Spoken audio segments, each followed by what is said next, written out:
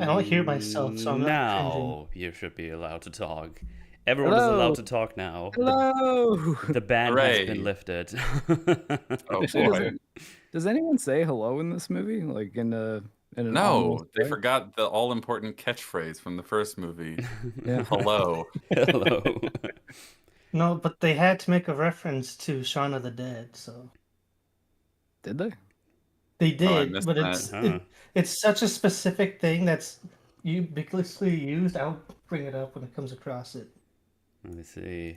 Does it happen within the time that you're going to be here? Because James is only going to Yes, it's gonna happen. It literally happens in the best part of this movie. Okay. It's a one-word reference that you wouldn't even catch. Do they say Shaun of the Dead? No, actually, It's turning It's into the- a real Shaun of the Dead kind of Oh thing. no, Sean! Now he's of the dead. That was my favorite line. Do they talk about the Winchester? no, it's the name of the town, of Hot Fuzz. Ah, Oh, well, that's a reference to Hot Fuzz. Hot Fuzz then. Well, here's It's just that it's hold on. Did the Hot Fuzz come Cornetto out trilogy before? reference inside of a zombie movie. Therefore, it's a Shaun of the Dead reference. Well, remember, Shaun of the Dead makes fun of or it references 28 Days Later at the very beginning, or not the beginning, at the end when it's talking about how the virus spread. It mentions primates on the newscast. Yeah. Well, But you're talking about a reference that goes the other way from 28 weeks later to Hot Fuzz? Is that what you this I said? came- guess it's the They this came out like at the same time. second part in the series, referencing a second part in a series. Maybe then that's the joke. Because this came out like, what was it? Was it Buffalo? It came out after Hot Fuzz, didn't it? this movie? 2000 By like 2 months. This came out, okay, so 28 weeks later came out May 11th, 2007. And Hot Fuzz came out March 14th, 2007. So unless I missed something, I don't think there's a specific reference. Maybe it's just the same town. Well, The same real town. They mentioned London. well, that's the thing. London That's mentioned. the thing. Sanford isn't a real town. It's police slang. Okay. It's basically saying it's like they come from an unidentified place.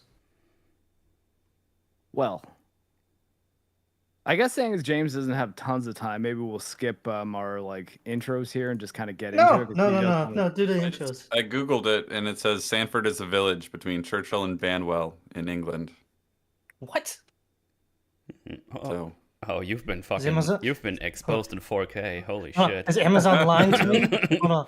It says Sanford is the name of a fake village used by British police to train recruits and practice emergency preparedness drills. Maybe there's a real village named Sanford, but the one in Hot Fuzz is like not that one. I don't know. I'm trying to help. I have no horse in this race. I'm just listening. I have no clue what's going on.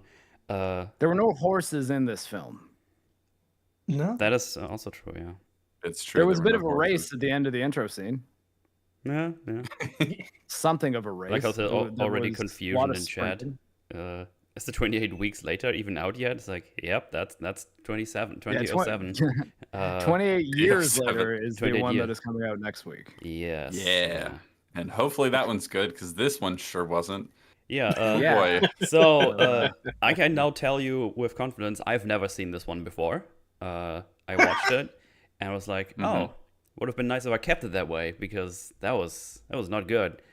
And then I checked and it's like, oh, like the that's made by completely different people. Like the other lads had nothing to do with this. And then everything kind of made sense. Metal, I'm gonna correct you on that. It's What? worse. Are you Both gonna of them are involved. Is it another Hot Fuzz reference you're gonna tell us about? No, both of them are involved with this. The writers were specifically picked by Boyle and Alex Garland. Maybe they were just friends with maybe those at guys gunpoint, and maybe they didn't pick them because they're like, oh, these guys are going to do a great job. They're just like, hey, I like this guy and I want him to get work. So whatever. Danny Boyle You literally make- directed he directed the beginning sequence of this movie. Yeah, and then he fucking went home and never came back, steal, apparently. way to steal whatever value the director of this movie might have been able to brag about, James. and like, And even, there's a even few then, ideas. I don't love the intro scene. Like, Neither do I, but it is slightly better than everything else. For sure, yeah. Yeah. Well, I think the problem is the camera work, because I like. I think the problem is everything. Kills me. Everything. I think it's just well, I everything. mean, Well, that's what I mean. Like, because I think, like, are we gonna go through it chronologically, or are we just gonna I talk guess about so. the I intro guess so. scene as like a thing? Pop it up here in the background. Also, Okay. by the way, when it started and it was just like the big 20th Century Fox logo, it's like, man, this is already a bit of a vibe killer for me. I don't know why. It was like, oh, big studio now, huh? It's like, okay, Yeah. it's just like, like obviously that's just a vibe thing, like obviously, because the other one just went in it and you had like this 480p camera work Yeah. going on, and it's like, and it's like, oh, I don't know, I was getting the wrong vibes from this. I like when they do these, but then they kind of match the tone of the movie. They sometimes do this, Sure. not all the time. Yeah. They could have done that. That might have helped with the vibes, but it is just sort of emblematic of the general change that's happened here. Mm-hmm. It's gone from kind of a unique sort of indie punk feel to the first movie to just generic mainstream slop from the time. Yeah. It's Okay, bigger, more very expensive, and 10 Hollywood minutes shorter. There's more Americans this time, and more things blow up. Yeah. Dude, That makes the fucking number of famous actors you see in the movie fucking blew my mind. I think like a lot of them though were not as famous at the time. Like Idris Elba and Jeremy Renner weren't like big names when this movie came out. True. Like Mm. they were. Yeah. I think Jeremy Renner was best known as like the bad guy in SWAT. Like, Okay.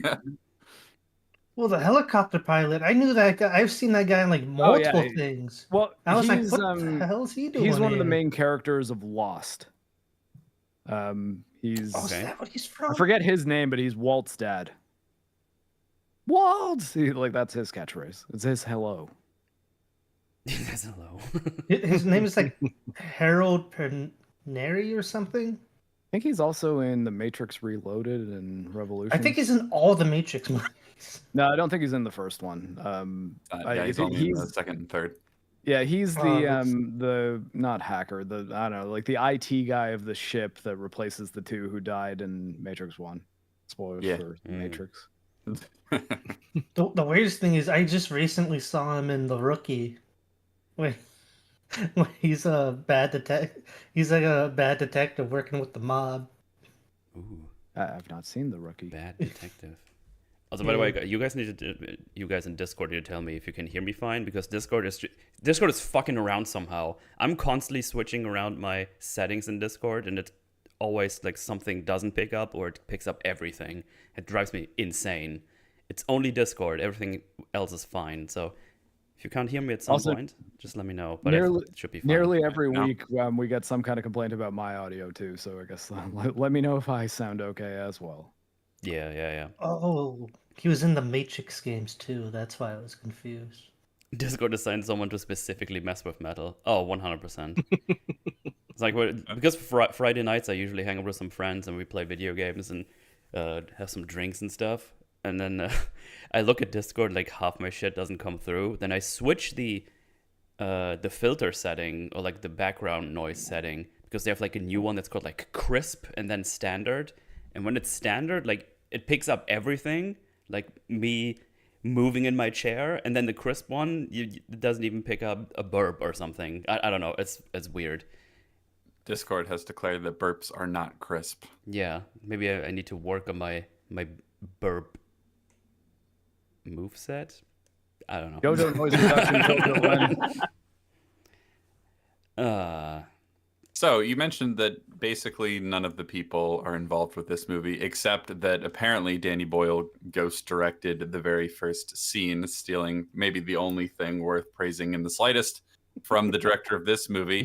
The director of this movie, I was surprised to learn, had basically done nothing I'd ever heard of, except for that 2024 movie Damsel. Who could forget Damsel, starring Millie Bobby Brown, where, oh my god, she's not like a traditional damsel, she's like an action hero. Oh my goodness. I can't say I've seen that one, so probably shouldn't. I didn't see it, but I saw the trailers when it came out. I'm like, that looks like hot garbage. So an illustrious career this guy's had. Sounds great. He could direct something for Marvel these days. I mean, he would probably be overqualified. He's done at least something, I guess. Well, is he a yes man? Will he do whatever Kevin Feige says? And if so, he can direct a Marvel thing. Yeah. Oh god, fucking. He doesn't discriminate against bad stories, so he's definitely qualified. I hate this bad story bigotry. Yeah, but 28 weeks later, if I would if I would say one word for this one, it'd probably be cash grab. That's like, oh, that movie was popular. Let's buy it from these people or the IP and just make something that has. We need to make a zombie movie. What zombie movies need a sequel? Oh, 20 Days Later. People like that one. Okay, 28 Weeks Later. Fuck it. Yeah, let's just. Which, I mean, it didn't have to be the attitude going into making a continuation of 28 Days Later, but it really feels like it.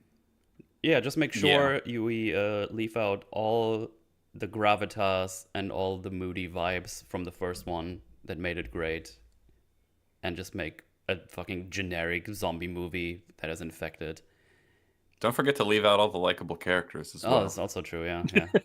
Don't want them weighing this movie down. Also, wouldn't it be crazy if we have someone that is immune from this infection? That's never been done before.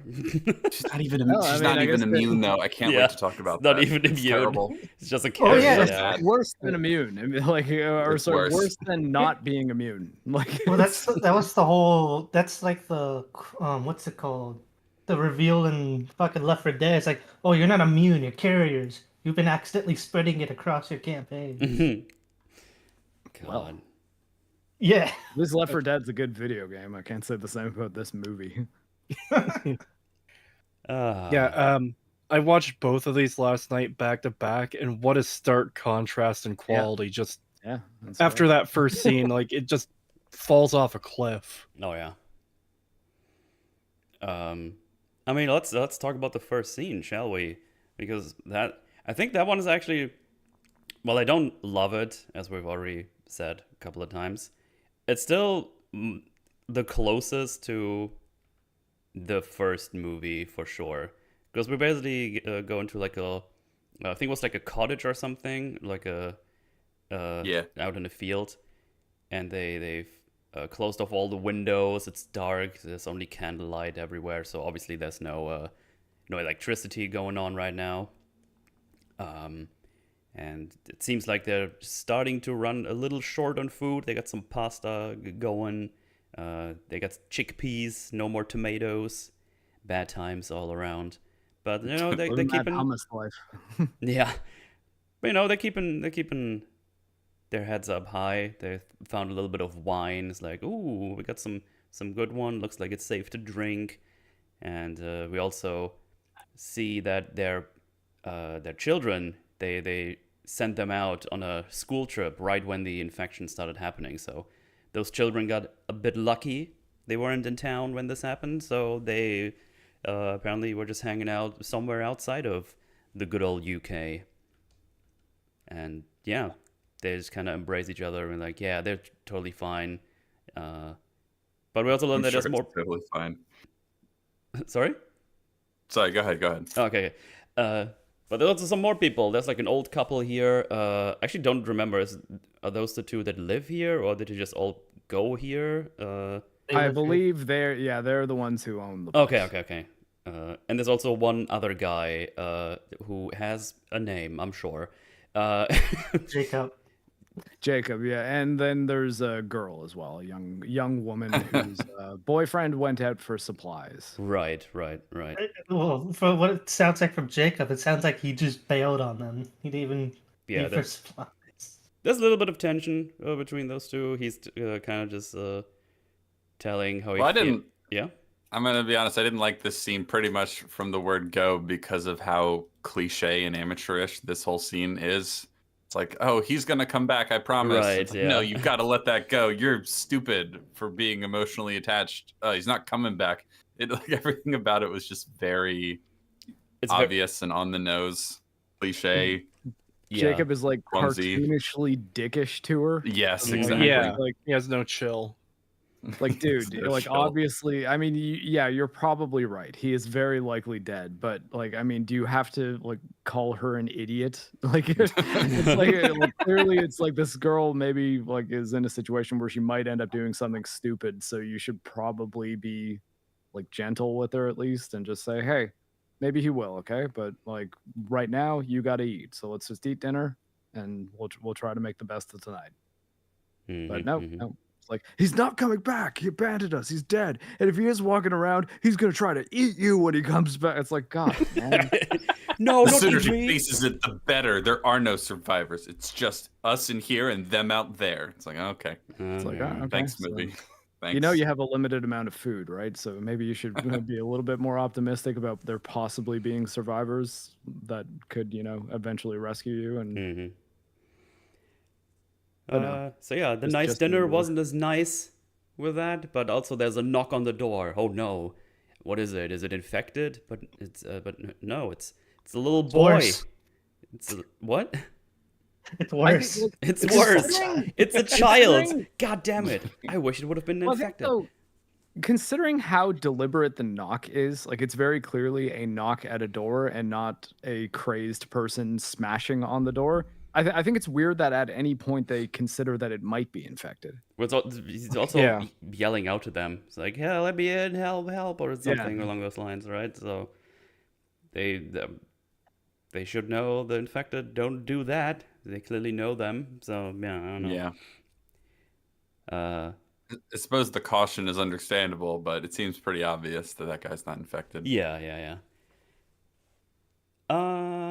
Anyway, they give him some food. He's very hungry. He doesn't even use cutlery, that little fucking savage. And it's like, oh, Might as well what be about... infected already. Sorry? Disgusting. You might as well be infected already. Yeah. Fucking disgusting. I couldn't even tell. There's going to be so little things that I'm going to praise in this movie, so we're just going to point out a couple little details that I like. When they open the door and how like shockingly bright it is outside, because you have no idea that it's daytime, like that's kind of nice. That works. Yeah. That's it. That's it. Nailed it. I also nice little detail.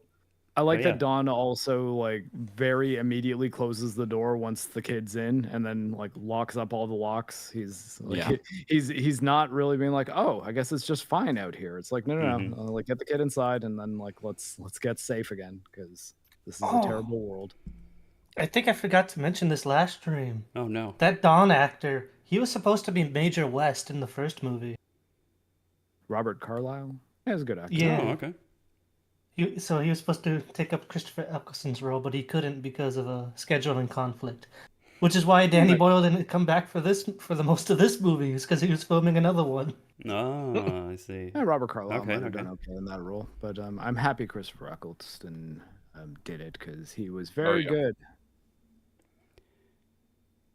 They asked the child, hey, where the fuck you from? It's like, I'm from Sanford. He's like, that's a couple of miles away. How'd you get here? It's like, oh, you know, we were attacked and stuff. They were chasing me. It's like, who was chasing you? My mom and my dad. And then I was scared, and then I ran away. But then all the other houses were empty, and then I made my way here, and now I'm here. And obviously this leads to them seeing that he basically just got a horde of infected right here.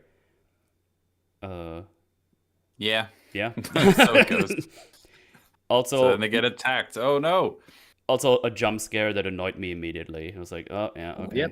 That was Stealth infected that not only pops up into immediately in front of the view hole with no indication at all, but also has super strength and just smashes through the barricade as if it's like a bloater in that Last of Us Season 2 episode. Don't It's fucking like, remind me of okay. that stupid bloater. Jesus Christ. I mean, that's what I said. Like, as much as people say, like, oh, well, man, I've heard people say the first season of 28 Weeks Later is better than all of 28 Days Later. I'm just like, that is not true, though.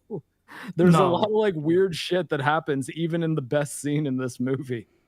Yeah. And yeah, super powered zombie just immediately breaking down the barrier after he's bit the girl is a little silly. I didn't like it. I was like, okay, well. Also, I guess like it begs the question: how did the kid get away for like miles? Because these fucking things are fast, Way and, faster. you know, Right behind him. adults. And they're clearly like right behind him too. So I don't know. I mean, no, I guess so. Well, I mean, we don't know how long they were like feeding the kid for and stuff because he is sitting down there for a minute. So like he right, probably there is a had cut there. So he had about, I'm gonna say he probably had about like 5 minutes on them at least. But it makes you think. Well, then how that, did like, they find the place? Exactly. Yeah. Right. So like it's kind of like, well, I mean, then maybe it wasn't him that led them there. There was just a horde running around, but that also seems kind of atypical of how the infected in this world behaved in the first one, because they're not like sprinting full tilt unless there's something to chase, right? Yeah. Like they tend to just kind of lie around until, oh, there's something I can be angry at and eat, so I'm gonna now go into like berserk sprinting mode. But Well, the these only ones- exception I can think of was at the end of the movie when Jim shoots off Mailer's chain, and Mailer just stares looking at him and then runs into the house. Well, but I mean, he- there's people in the house. Like there's things he can hear. There's stimuli there. Whereas like some of these zombies are showing up after they've had like a big huge encounter that's lasted like 5 minutes, and like the ones that are running over the hill after dawn towards the end of the scene. And it's like, okay, well, like what did those things get alerted by? And I don't think there's really an answer to that. I think it's just like, no, well, we the wanted a implication horde is that to they've be- walled up this entire cottage, right? So why does a zombie that doesn't know, an infected rather, that doesn't know there are people in here, just come bursting through the wall like the Kool-Aid Man? I think it's a woman too. I think the thing they wanted you to at least infer, or at least what I got, was that the girl taking out the cloth that was blocking the like spaces between the boards is what let them see inside. But he was also like right there and decided to activate stealth mode. So like, I don't know. Yeah, man. that all happened very quickly, I suppose. Like Yeah. they just happened to be right outside, I guess. Yeah, it's just funny because we know for a fact that these zombies are not sneaky at all. Like it's the Yeah. rage virus. They go like, oh no. I can believe them appearing to be stronger than a normal person, because if the only thing they're focused on is like full-on brutality and brute force, then they ignore pain sensors for the most part. So I can believe them breaking stuff right off, especially, because it's nailed inward, so them pushing out and breaking panels in half. I can believe that. Not like a full-on door or anything. I don't know. Like, well, I mean, I guess you work construction, so you probably would know. But like, anytime I've seen something that's like nailed down, it's like it's not very easy to like just push and have it come off, right? Yeah, But, well, depends on the material. But anyways, we'll give it to them. Like they do, and the zombies find the strength to break through the barrier and enter the home. Yeah. Yeah, she just punches through the boards. Because in That's this what one, happens is it only like a handful of boards or just the one? It's 2 or 3. No, like it's Kinda. enough that they get in the house. One of Like, I mean, one of it breaks. One gets loosened up. Also, the whole window gets thrashed. The glass, of course. Yeah, because I know afterwards that's when they like. Oh yeah, it is like 3 of them. It's just, it looks so. It looks funny now that I rewind it. Well, I mean, and that's the other thing. I think that they're hoping the excessive and not very artful use of shaky cam and very very just nonsensical editing will maybe make you not notice this stuff. But yeah, that's a running theme throughout the movie. The editing makes it very hard to tell where anyone is at any given time. Things just happen, and then you go, "Oh, I guess that happened somewhere in there." Yeah, Okay. the editing and shaky cam are like the objectless aspects of this movie. Yeah. And they are here to stay. There's like an art to doing shaky cam. I think the one movie I can point to that on how they do it well was like Cloverfield. Well, there's also a diegetic reason for the shaky cam in Cloverfield, so it's got a little more leniency in that regard. It's being held by a fucking idiot. Well, and not only that, it's being held by a person who is in the situation, like narratively, right? It's not just the director deciding to shake the camera, which it well, can it's like still be done in a way that's idiot. effective to add some intensity, but it was not here. This was not one of those films in which shaky cam is used to good dramatic effect. Well, I know that the Bourne Supremacy was one of the ones that sort of kicked off the wave of shaky cam. That was like 2004. And that movie, you know, does go a little overboard with it, but it is pretty deliberate about keeping things center framed. So it's like obvious what you're meant to be paying attention to and making sure all the important details of the action are clear and center framed. It's not using shaky cam to avoid or to obscure what's actually happening in the scene, which is what a lot of the cheap imitators that followed do. I actually think Greengrass did even better in Bourne Ultimatum because I think that he used the shaky cam in the third Bourne movie, which was the second one he made, a bit more sparingly, and I think that it was more. Yeah, he goes a little overboard for Supremacy, and it kind of dials it back to good effect in Ultimatum. I agree. I haven't seen those movies in ages. Do they even hold up? I remember liking them back. Yeah, in the day. I like them. They're good. Nice. I know one of them is bad because what's his name from? What is that guy's name? The one who did Andor. Why am I blanking? The writer. Oh, that's the one with Jeremy Renner. The Bourne Legacy. Yeah, as far as I'm concerned, there's 3 movies, and those are all good, and you don't need to bother with any of the other ones. Wait, there's Jeremy more than Renner, 3? the king of cash-in. There's more than 3, yes. There's a Jeremy Renner spinoff without Matt Damon, and then there's a 4th Matt Damon one that was not very good. Well, because what the hell is the name of the writer for Andor? What am I forgetting? Tony Gilroy. Tony Gilroy. I've said it. Tony Gilroy. Okay, so he wrote the script for one of the movies, and he just literally said, "I wrote it over like a weekend and sent it to them because they're giving him a shitty deal. So they're going to give him a shitty deal. He's just going to say fuck him." So that's what he did. But then he went on to direct the spinoff. That seems odd. Well, they got him a better deal. Yeah, I mean, he wrote this. I think he wrote the screenplay. Obviously, they're based on books, the first 3 anyway. And he wrote the screenplay from the beginning. He wrote the first one. Okay. So, and they're good. Metal, you should rewatch them. They're fun. Good stuff. Good stuff. Metal, if you need a reprieve from The Last of Us 2, look up The Last of Us 3 Lee's Secret Weapon for a chuckle. I don't even have a concept of what that's supposed to be. Probably a spoof YouTube video. I'm getting good reprieve right now. I rewatched One Punch Man. I finished my rewatch of Andor Season 1, which is fucking awesome. Holds up fantastically well. And I've watched 5 episodes of Season 2 so far. And I feel like episode 6 is gonna be a big one. That's what it feels like, at least at the moment. Episode 8 is Is that the big boy one? Episode 8 of Andor Season 2 goes really hard. Is episode 8 Season 1's episode 10? Yeah, I would say so. It's I think it's very much the best episode of Andor. Ooh. So. I mean, for me, it's currently still 10. That's a big claim. We'll see what you think when you get to 8. But if you've seen it in the chat, don't Ellie's spoil it secret for him weapon. because it's a good one. The Last of Us 2, Ellie's secret weapon. I'll write that down. I'm curious. Sounds like a porn parody, if I'm being honest. Even better. Here we go. I'll make it easier. I'll just link it in this chat. Oh god. Oh my god. Wait, I can't see the Discord right now. Oh no! I just saw the thumbnail. Okay, I'm in. Oh, speaking of The Last of Us 2, poor Random finished Abby day 1, so he got the boat scene. Hell yeah. Yeah.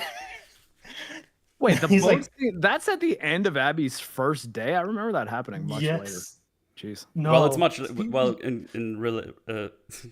relative to the game, it's pretty late. That's true, yeah. That's like 26 hours in or something. You have to understand, all of Abby's days are longer than Ellie's, and it's a fucking nightmare. Yes. Outside of gameplay, especially when you upgrade Abby so you can get like one-shot kills off of melee weapons and just start chaining them together. It's so absurd, the gameplay with Abby. It's It's great. It's awesome. It's a Well- great game. Anyway, them zombies getting in the house. yeah, them infected getting in the house immediately creates a chain reaction. The lady gets bit. She pukes on Jacob. Jacob gets puked on. There's bad times. Okay, No, there's more Bad times all around. He avoids the puke. Yeah. Oh, right. Yeah, Yeah, you're right. Jacob lasts quite a while, relatively speaking. Oh yeah, he's the last one to go. That's true. Yeah, you're right. My bad. I'm Blue Dumbo. Speaking of the shaky cam, this movie also does a couple scenes or sequences with the same type of camcorders the first movie used for the entire movie. And that almost annoys me more than not doing it at all. Mm-hmm. So clearly you thought that would be a good idea for the zombie action sequences, but then you just drop it for most of the movie Right. and shoot it on normal, like 35 millimeter film. That's really lame. Yeah. Just I don't know. This movie has none of the sauce, as they say. The sauce. That's a good one. Yeah, that's true. Yeah, they new go term to their is little aura. secret escape hatch, which is in the somewhere in the roofs or something in the barn. Should point out Don here. He knocks one zombie out and fights another one 1v1 right after because there's more infected coming in. So he knocks out two of them.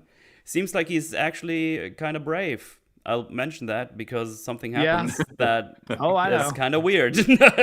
I'm waiting. I have a hot take on Don's actions in this scene. I think because But yeah, more infected coming in. They just break through the holy fucking shit. What the fuck was that? Holy moly. Well, I would They break interject through right the- Let's get another take of that. You got it. They break through the barn windows. door. There you go. And everyone just scrambles. Don beats a couple of them up. Drops the crowbar as well. Which I like that he at least seemed that he was upset that happened. Like he was like, oh shit. Mm-hmm. Like I don't have my weapon and now it's in a spot that or at least the editing seems to imply that he can't get to it, even though that I don't think was. He's 100% right next to that fucking teapot, though. I would have grabbed that. Right. Just anything. I just did like knock though over that their they gave heads. it a reason. It wasn't just like, oh, he just kills three of them and then decides the weapon's out of ammo and then drops it. My crowbar's out of ammo. Damn it. Well, it's almost I'm not a implied pro. one of them tosses it, but the editing is so bad, all the infected are too far away from that. So The editing is very choppy. I have a hard time, following along where people are in any scene in this movie, essentially. So it's like, I guess that happened. It's like, how the hell did Jacob and the old couple get to the barn? They just went. Movie I magic. think they went out the back door, I believe, whereas I forget, Alice and the kid went upstairs. Alice went upstairs because she was chasing the kid. Yeah. And the other ones went to the barn. Obviously, Don goes up to look for the wife, while the old couple and Jacob go to the barn and the secret escape hatch thingy.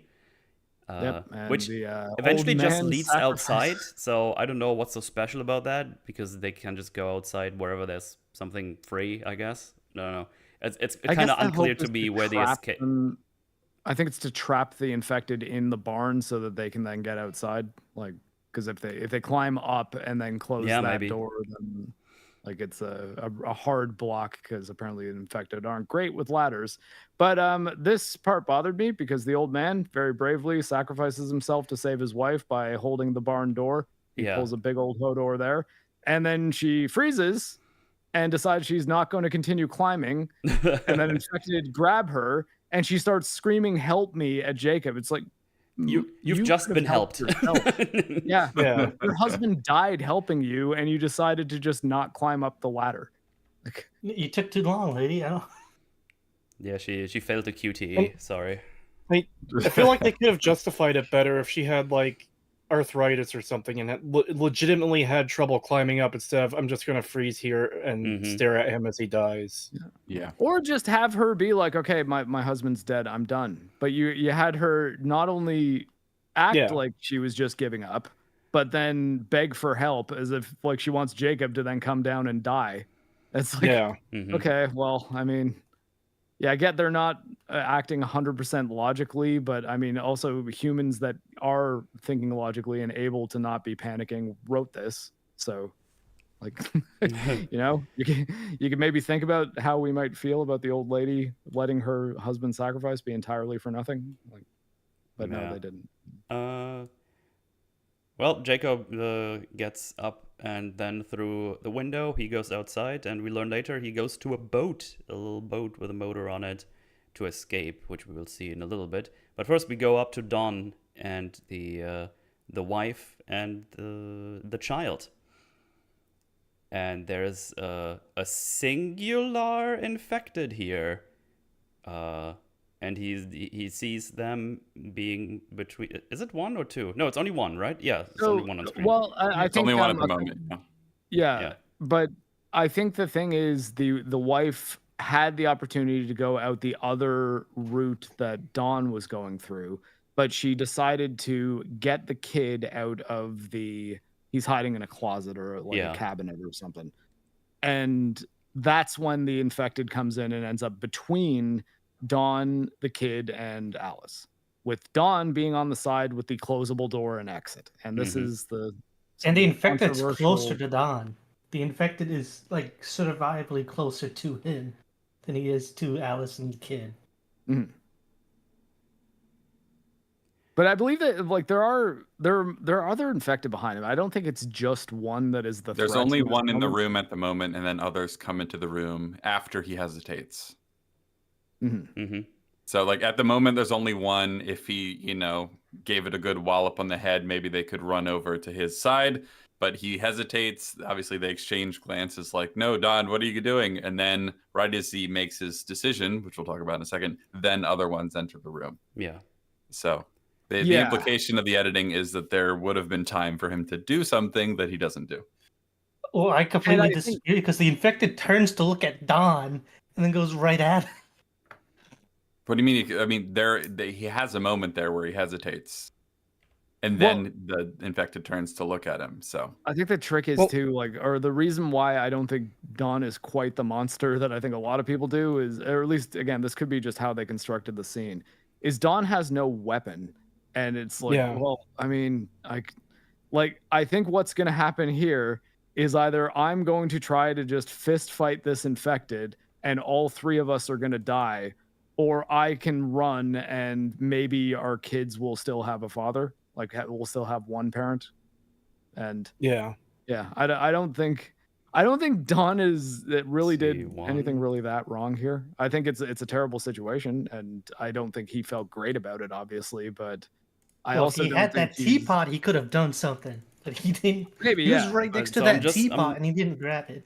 I'm going frame by frame. So there's this one infected that comes in. There's another infected lady, like right behind him.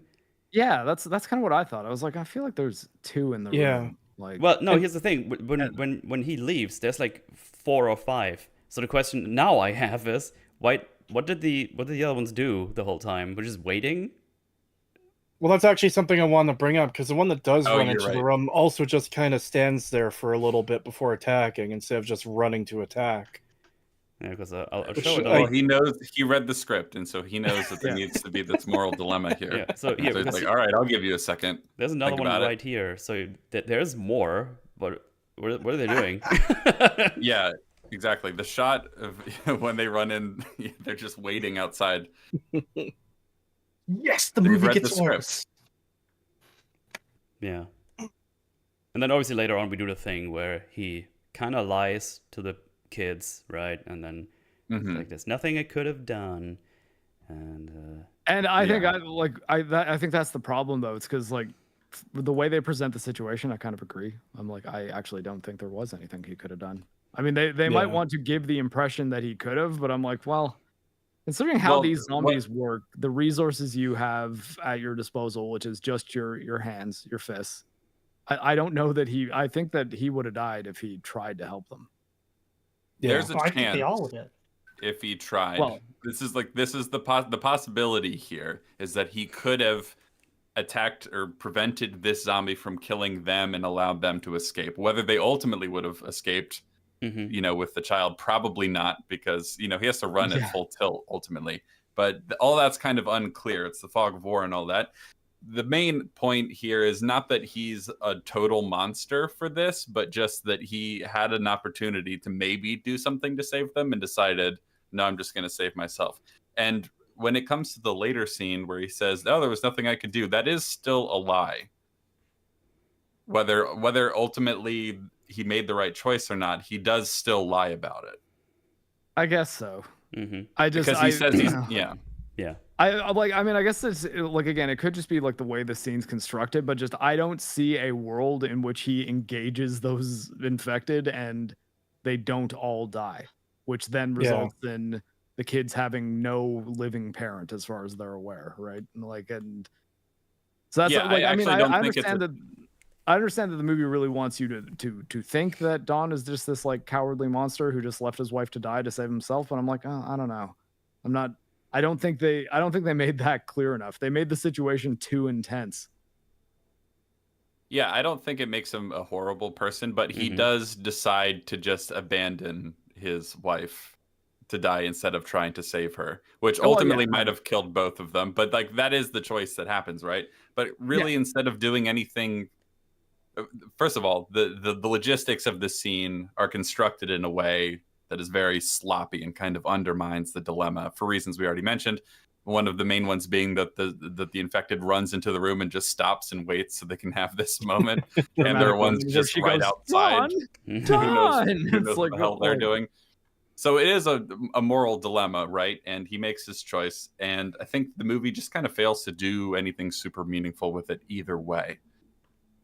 Which is, I think the movie thinks he's a total coward.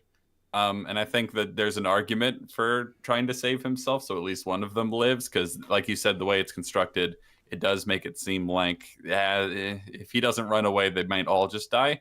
But there is still that possibility that he could have saved them, and he chooses not to. And you can tell he's ashamed of it because he lies about it later. Yeah. Well, because ultimately you'd figure that like I probably should have like sacrificed myself to at least attempt to save my wife. Like, and I think that that's the other side of it. Reasonable. Where I don't think the movie views it that way though. I think the movie wants him to just be a selfish coward more so than like you could have made the decision to sacrifice yourself and possibly her too. Whereas, I don't know. I think that especially like the way they have him, maybe it's just even the way his performance is directed in some of the later scenes where it really seems like he's bumbling his words and like trying to almost make it seem that he's lying harder than he even really needs to, considering how insane the situation was. Yeah. But I don't know. I mean, you can set this up, and I mean, we just had like multiple opinions about this back and forth. Just wondering what would be the right choice. What is what is happening? What's the context? In the end, they don't really do anything with it. That's probably the biggest problem. They don't have any interesting conversation with it. That is also true. Because I'm going to say it right now, he's not going to be our main protagonist throughout the movie. He's going to die soon. So it's not like we can have any more conversations. He's going to get infected. Well, he's going to get infected. Become something of the antagonist, really. I guess so, yeah. He's the final boss. Nemesis. I hate that so much. We'll get to that. Oh, we get to him being around. He gains superpowers in the form of infected rage and immunity from napalm. It's a classic problem, I feel like. I mean, there's so many things in the Last of Us show that they set up and it's like, oh, you can do some interesting things with it, but then they just never mention it ever again. And here's like, oh, what can we do with him being afraid or maybe even a coward and saving himself? And then you can have all these conversations like, I did it so you have at least one parent. Or the way he tells his kids, because as you already said, he kind of lies like, there's nothing I could have done, instead of maybe just saying, oh, there was like 7 infected between me and your mom, like that's why I couldn't really do anything. I was scared out of my mind. But yeah, it's as always, it's a matter of how you do it, a matter of how you present and that's the thing. I almost think him telling the truth as opposed to lying to them would have just nullified the moral question, because it's like, yeah, I mean, it was me trying to save your mother, and then we all die anyways, or I could safely run away. I did, and now you still have a dad, and it's probably something that's going to haunt me forever. But I did it for you. Like, and you could even have I an don't think that would be an interesting. unreasonable point to make. Like, yeah, No, I don't think so either. And you could still have the interesting drama where maybe like one of the kids, maybe the girl or something like that, still looks like, oh, you're a coward. Even if, you know what I mean? You could still have that dynamic. Maybe she could come around to it eventually, to see his side of things. Or you give him another opportunity to make the right choice, or, you know, to ultimately sacrifice himself to save the kids, and that's something of a redemption, even if he wasn't super evil for his initial choice. There's a lot of things you can do. If you want it to be cartoonish cowardice, then you need to reconstruct the scene and the logistics of it. You need to give him a much better opportunity to save her. Like, yes, and exactly. like, hey, don't have him drop his weapon. Like, he has his weapon, but there's like 3 of them in the room, and he decides, okay, I don't know if I can take 3 of them with this crowbar, so I'm just gonna leave. Then that would have made him like, I think that would have made him the piece of shit the movie seems to want us to think he is. Yeah, or if there was just one in the room, he had a crowbar, and he's like, "Nah, I'm just gonna run." Like, that would be at that point, it would be like, okay, you're a real asshole. Yeah. Like, yeah. I think that's kind of what the movie wants to do, you know, is have him be a real coward about it. They don't really nail that, as mentioned. Have any of you seen a French movie called Force Majeure? No, never heard of it. Okay, No. it's not an amazing movie. It's kind of too artsy for its own good and has a really annoying ending. But the core premise of the movie is that a family's at a ski resort, and there's an avalanche that starts. And they're all sitting outside at a little like cafe table sort of thing outside, and the avalanche is coming down, and the dad panics and just runs away without making sure his wife and children are okay first. And then the rest of the movie is like the falling apart of their relationship when the wife realizes that he's a coward and would abandon them in a crisis. There's kind of an interesting idea in that movie, and I feel like there's a little bit of that here, but they don't set it up very well at all.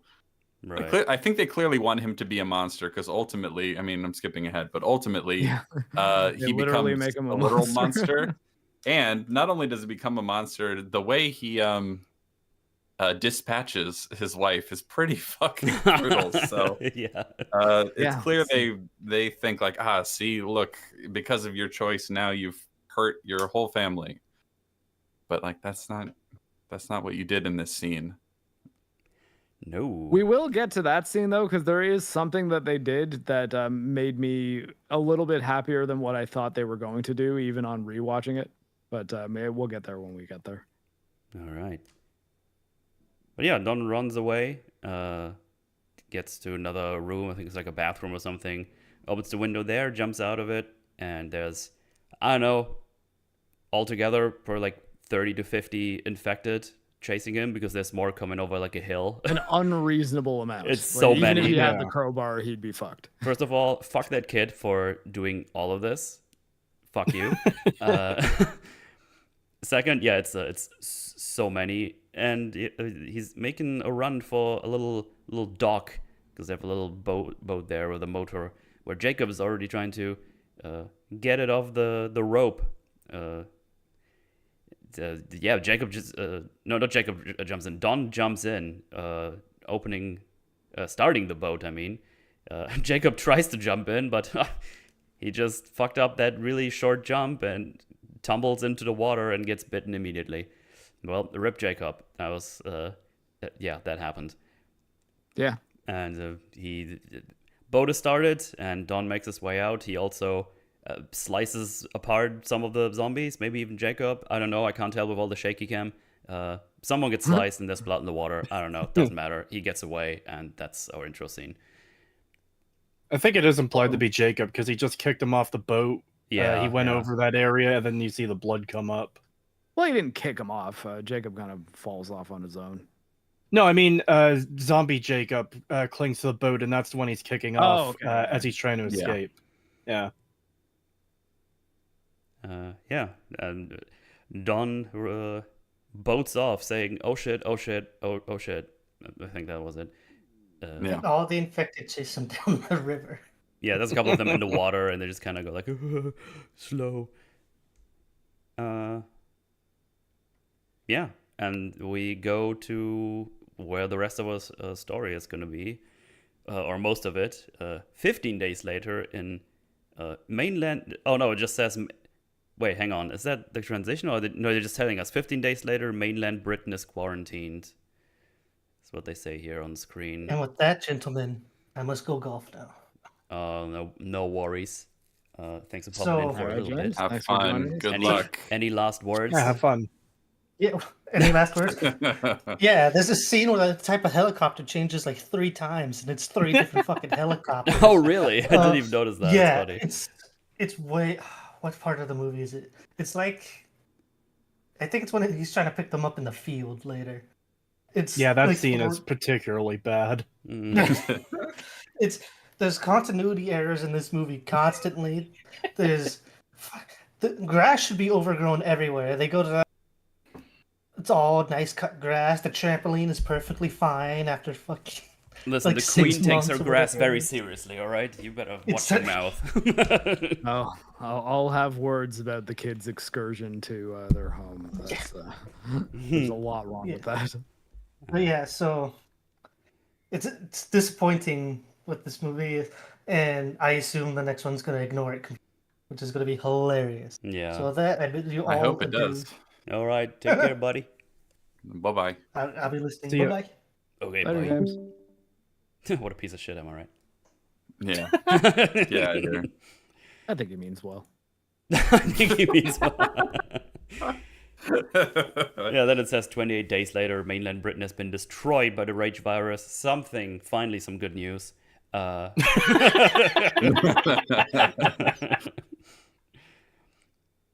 then says 5 weeks later, the infected have died of starvation. Interesting. 5 weeks it takes for them to die of starvation. So there's a lot here in just these few lines of text. So 15 days later, after Dawn escapes, right, then that's when they quarantine.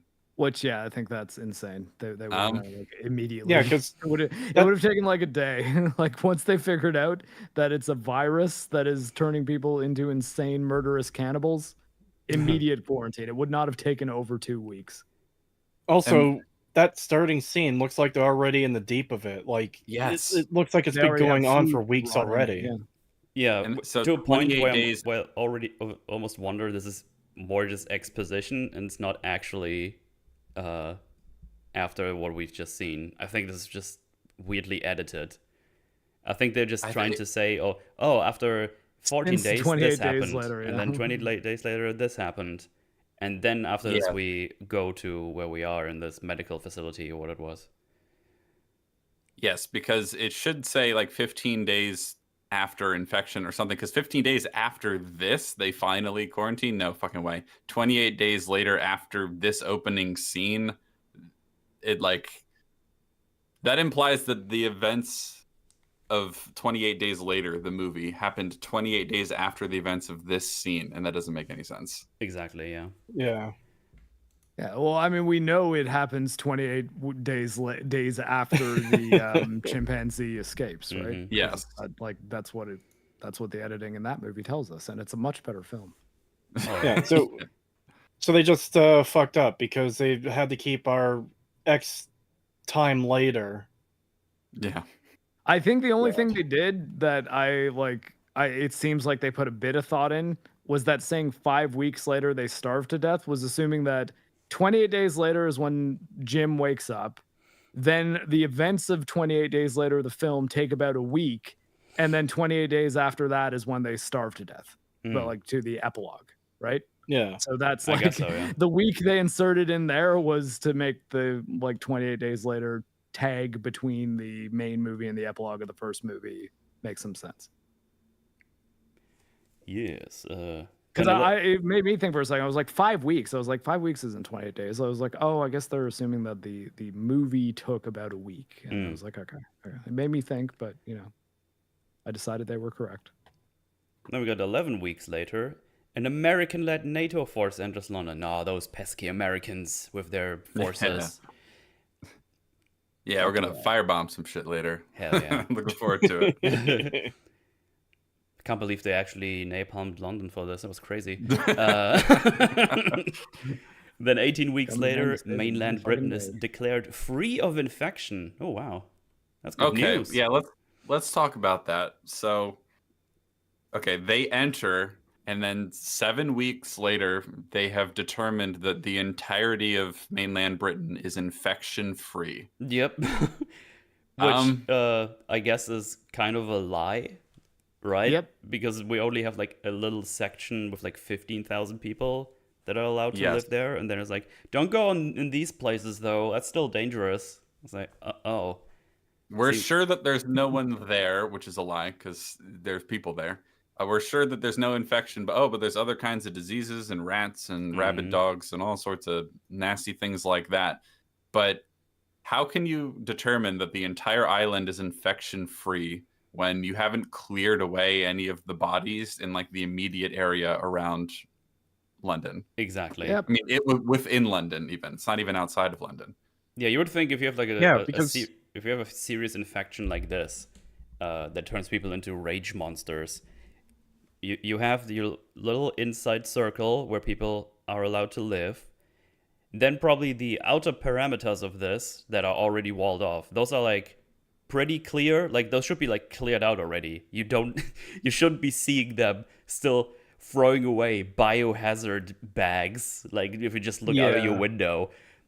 And after this is where they are still like doing things. So there should be a huge area so you don't have like any big risk of any infected actually getting close to this part that they're in right now. So another fun thing about this, so 18 weeks later, that's 7 weeks after NATO, led by the US, enters the country, takes them 6 weeks to declare that mainland Britain is declared free of infection, which is not true. And then 6 weeks after that, they start rebuilding. Yeah. What are they doing for those 6 weeks? That's funny to me. It's like they've declared that it's free of infection, and then they wait over a month before they actually start rebuilding anything again, because it says 24 weeks later, reconstruction begins. Well, so apparently, they've started. Yeah, this movie probably could have had a lot more believability if they just made it 28 months later and like be like, okay, it's been years since there's been any infected, and then because then they wait 6 weeks to start rebuilding after they declare that everything's free, and then it takes them 4 weeks to build everything they have here, which is like a pretty massive compound. They have all sorts of stuff set up. You know what I mean? It's not a massive area, but they seem pretty well built up on this, what do they call it, Isle of Dogs? Yeah. I mean, apparently it's 15,000 people, right? Isn't that what they said? And a lot of dogs. Yeah, something like that, yeah. I have another problem with the whole infection-free thing, too. You don't know how many people have been surviving on this island for all that time who might have gotten infected in other ways like Frank did in the first movie. Mm-hmm. It's like you have no way of telling how many people are still there and are getting fucked up in other ways. No, it's all clear. It's all clear, except don't go out there because we have no idea what's been cleared or not. Yeah, Frank gets infected by a drop of blood from one that is dead, right? So I mean, that means that unless all the bodies are gone, you can't really claim it's infection-free. Jojo. Yeah. The growling puppy. I'm on the Isle of Dogs. But hey, apparently it's rather boring here because we see our soldierman, Helicopter Man, and Jeremy Renner. I did not remember any of their names. I just didn't care enough, if I'm being honest. Doyle, I believe, is Jeremy Renner. Yeah. That's all I got. I don't remember Rose Byrne's name. I don't remember Idris Elba's name. I know their real names, or at least their stage names. Because Mr. Doyle, he sees a plane arrive. He's like, "Oh, welcome to London. There's more people coming. Hooray, hooray, hooray! Isn't that great?" But apparently it's rather boring because Doyle is complaining. He's like, "Where's the combat? I thought this was a combat thing, but there's no combat here." And apparently they're just looking into windows and look at fat people jerking off or something. So they're well, I mean, I guess like if they're there to kill infected primarily, and there's no infected in the country, they should probably expect it to be this level of boring. Yeah. So we did have a question about Jarhead for me. I did see Jarhead. I quite liked it, even though it's kind of sad, and I think it does it does really kind of hammer home the idea of like being on a military like deployment or an exercise, and just there being a lot of standing around. And I think that they did this okay in this scene, where it's like, yep, not a lot going on right now. So I guess what are we doing? We're looking at things that we can see through our sights. Yes. So yeah, we got a arrival of a couple of civvies, and our female protagonist that's in the movie for a while, Colonel Phillips. No, wait, that's the guy on the radio. Wait, what's her name again? God damn it. Woman. Rose Byrne, like the doctor or medical officer, I suppose. Yeah. I don't really say that she's a doctor. I'd assume she would be. Her name is Scarlet, apparently. Oh, never would have guessed.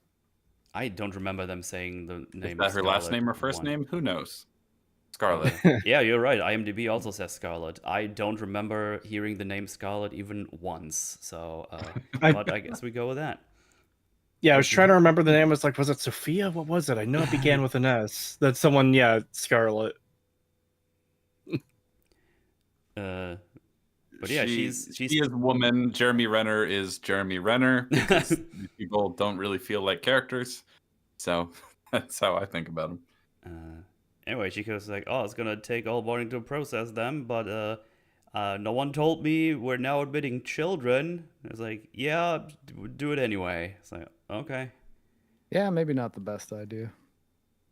Man, I hope these first children on this dog island are not gonna cause any troubles or something, or are trained ninjas. I hope everything's gonna go okay. But yeah, they're going through their I don't know, through protocols, just getting checked up. Do you have diseases? Do you have the tisms? Do you have mega 8s or something? But they point out that he's got some weird eye thing going on, which is foreshadowing or something. But yeah, his green and brown eyes. What's the name for that? There's like a name for that when you have heterochromia. Yeah, there it is. Now once at a time, because I heard heterohabitable. That's what I just heard. Yeah, that's close enough. Okay, cool. It is heterochromia. Someone in chat said homophobia.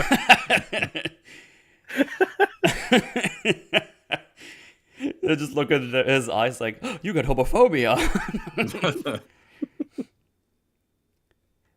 But yeah, those two are the children of the Dawn. Well, it's not the Dawn. It's a Dawn. Our Dawn wouldn't be such a coward. Lowercase d Dawn. Lowercase d. The Dawn wouldn't be as much of an idiot as this guy either. Yeah. He's like, yeah, well, you look fine. You look okay to me. And that's what they do. They get back inside the English Times. And we just got a bit of an establishing shot where they go through the stuff, get to like a bus or something, or like a train. And yeah, as I said, they just look out the window and they're still clearing out houses, like right where they get in with biohazard bags. There's like huge piles of big old yellow biohazard bags. And it's like, oh wow, but I feel like we should be further out doing that, especially if this is not the first time people come in here. Yeah, there's already 15,000 people here. See, the timing of this makes no sense because, okay, they've already declared, as we mentioned, that everything's clear. Mm-hmm. So if everything is clear, as they say, then they should be moving a lot quicker in the rebuilding and expanding. They shouldn't still be clearing out like within eyesight of where the 15,000 people have already moved in. But also, it should take way longer to clear the entire island, and they shouldn't be bringing anyone else in until it's actually clear all the way through. So, yeah, none of it really makes sense. No, there's like the area where they get admitted and get in, those should be very clear. Also, it's just optics wise for the civilians coming in, it's like, oh, can we make sure that on the tram line where they are getting to their dog island, can we make sure there's not like biohazard things and people still cleaning houses like right next to it, so they don't feel like they're gonna get infected immediately when they just breathe the air? Yeah. And also, I just feel like literally cleaning out London alone would take years, let alone the rest of the island. Like, that's a lot of space to go through to clear. Oh yeah, that's a lot of houses. Just alone. Yeah. Yep, you'd have to check every room of every house to make sure there's no infected who, I don't know, found a bunch of food that it can survive on that didn't die as quick. Yeah, you probably have like camps set up where you just train people to clear shit out fast and effectively. Because just a NATO force, like how many people could that possibly be? Just Well, in this movie, here? it appears to be like 12. Oh yeah, that's true. It's like 12. It's a very small, specialized NATO force. Yeah. The incentives to clear and rebuild would be incredibly high. So if they had, like tons and tons and tons of people on multiple different, it wouldn't just be NATO. Also, it would be a whole bunch of different factions and forces and stuff like that cooperating together, because the incentives to rebuild would be incredibly high. So I could imagine this moving quickly once once it's actually cleared, things would move pretty quickly. Yeah, but you need to. If we go from the first movie, we basically have to reestablish the British government because it's basically non-existent anymore. Like they're basically under. It would be occupied by people. I mean, it would be occupied by the U.S. for a while, probably. Exactly. Yeah. The Americans are the British government now. The Americans, actually, the British are all American now. Listen to Idris Elba in this movie. Yeah, it's America too. And Rose Byrne, I think, is British as well. Yeah. And also, you have the whole fucking tube system in the UK. Like, just going through that, see if there's any infected down there or corpses and whatnot. Like, there's so many things to take care of. And they're like, no, we got this little island here. You can live here. Anyway. The only people living here right now should be the people in charge of clearing it. Exactly. No civilians. Right. They arrive with the tram, and Don is waiting on the children. And you can probably infer that he pulled some strings, so his children are allowed to come back here because he wants to see his children because they were on that trip and they were just living in a thing. Apparently on like some tents with like 10 people or something. Refugee camp somewhere. Oh. They should have just stayed in Spain. He should have moved to Spain. Why are they coming back here? Well, he's got he's working here now. He's got a sweet job as a custodian. Right. He should move to Spain. That's what I would do. Yeah. I wouldn't fucking stay here. Maybe in like 10 years. What else is happening? Beepity boppity boo. I think the Scarlet, she's annoyed that there's children and it's way too risky. Because they don't have an established protocol for underage people. Like speaking from like military med plan off the bat, you would need to have a med plan for underage people if you're seeing any of them. Like you can't just be like, we'll wing it, whatever. It's like, no. Do we have pediatric doses of things even? Yeah. Like, what if just one of them has an allergy and we need to give it epinephrine, but all of our auto injectors are like adult dose? That is a problem off the bat. Yeah. That's fine. Shut up. Yeah. Don't think about it. And she basically complains to the guy in charge. She's like, hey, we don't have a plan for that. We don't even fully understand the virus yet. And the other guy points out, well, we understand it's not crossing this other species. I can talk sometimes. And all of them starved anyway, so it's all fine. Like, the last infected human died 6 months ago. And it's like, well, we weren't even here 6 months ago. And then the captain in charge is like, well, if things go sideways, we just nuke the place, basically, with fire. It's like, oh, okay. That's the plan. It's like, what if it comes back? Well, if it comes back, we just kill it. Code red. It's like, oh, okay, good plan. Well, it's even worse than that because she says, what if it comes back? He says, it won't. Oh, yeah, it won't. Like, okay, yeah, but what if it does? It's like, We He's need to be also saying prepared. that to the lady that's there studying the virus. She's like, Yeah. I think I have more authority on whether or not it could come back than you. Like, what do you mean, no? Yeah, I don't even believe you that it's fully gone. Because all it takes is like what 0.01% of them not to have starved because they found some way of surviving or whatever. They're living in the tubes, eating rats, whatever. Yeah, then you're all fucked again. So you should have plans. You should have plans on plans. Yeah. But yeah. Especially, for example, if an infection happens in the middle of your compound, you should have a plan that isn't just let them all run amok and then kill them all. Just hypothetically speaking. Yeah, well, I mean, we'll get to that. But yeah, Code Red sucks. Code Red is a terrible plan that they really didn't think through, or they don't have the resources to properly pull it off. So they having like 10 snipers is not going to do it when you're talking about like potentially an infected population of 15,000 sprinting monsters. Yeah, like 5 or 6 snipers, however many they have, which didn't seem like a lot, is not going to be enough. No, you no, have napalm guys just ready to go at all times, like napalm immediately. That would have been the move. Yeah, but one of them is Hawkeye. That's true, actually. Yeah, yeah. I mean, I guess that's and he is the best shot. Foreshadowing for his Marvel career. Damn, who would have known? Same year that Iron Man released as well. He's gonna shoot at you, but he's gonna miss. I won't miss. That is a line he has in this film. Yeah. Yeah, same year that Iron Man releases. Coincidence? I think not. Yeah. Yeah. How long after was it Halo 2 or Halo 3 where she's like, "What if you miss?" He's like, "I won't." I won't. That was Halo 2 because that's when he's throwing the bomb out the airlock to send back to the Covenant. Yeah. Halo 2 is a good game. I fucking love Halo 2. So, let's switch this force to being about Halo 2 instead of 28 weeks later. I won't need to replay that. I haven't played that in forever. In any case, they go to the big the penthouse thing he owns, basically, or got assigned, whatever. He does them all. Keep the lights on, the water running, the heat running. See, look, AAA access to all areas. Ooh, it's amazing. It's like, well, you're just a caretaker, really.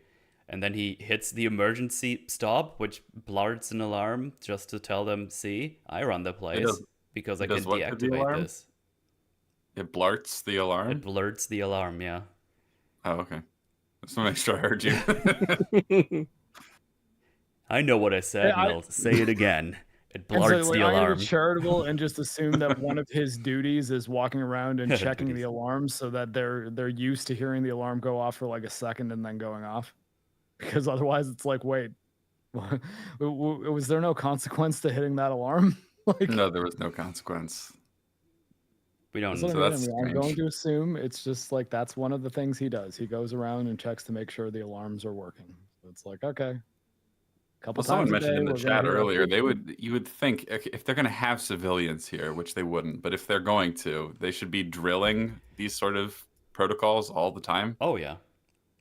They don't even do the equivalent of like elementary school fire drills here, it seems. Yeah, once things start going bad, the civilians seem to have no idea what's happening or what the soldiers are doing. And it's like, why do they not know? Why do they not know exactly where they will be brought if there's any kind of infection risk?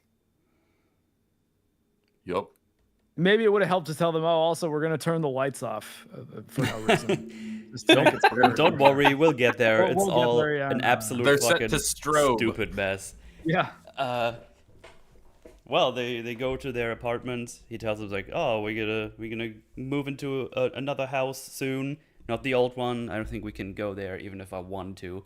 It's too painful." And then you should move to Spain. They should move to Spain in a nice little house. Yeah. And the daughter asks, "What did happen to Mom?" Anyways, like, okay, I guess we're doing this right away. They also say that they were living in a tent and everything smelled of piss or something. It's good old nice refugee camps. The chemical toilets, yeah, they had porta potties. Porta potties. And they sit down, and I mean we already kind of alluded to it. he tells him what we've seen. And in case you forgot what you've seen 15 minutes ago, they give you a little flashbacks in between, which drove me fucking insane. Yep. Because while he's talking about the events, we see the events happening again, which wasn't that long ago. Yeah, it was like 15 minutes ago in movie time. Yep. And I was there, guys. I've seen it. I guess, like, again, I'm gonna try to be charitable to it. I guess they were doing that to show that, like, he's constantly thinking about it, like he's having like flashbacks to it at all time. I didn't think that it was like for our benefit more so than showing that he can't get the image of it out of his head. Which, yeah, there are other times in the movie where they do it for our benefit, though. It just seems to be a pretty consistent style to cut to random bullshit in the middle of a scene for dramatic effect.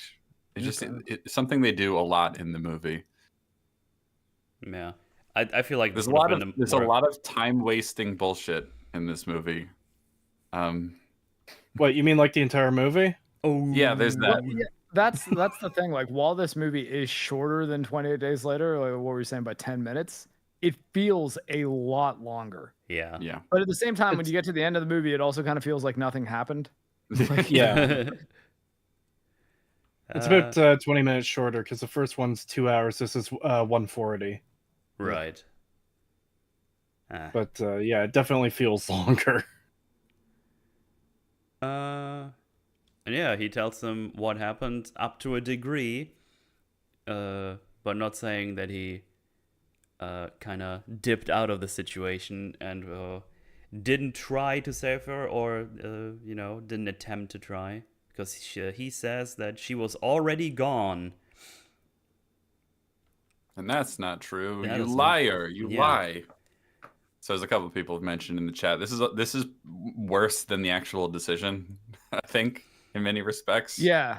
But he doesn't just own up to it. The thing is, I agree with. I think he could have told them the truth, and that it wouldn't have honestly been all that bad. Because it's like, look, like I was in a situation where it was survive for my children or die for my wife, and I chose you.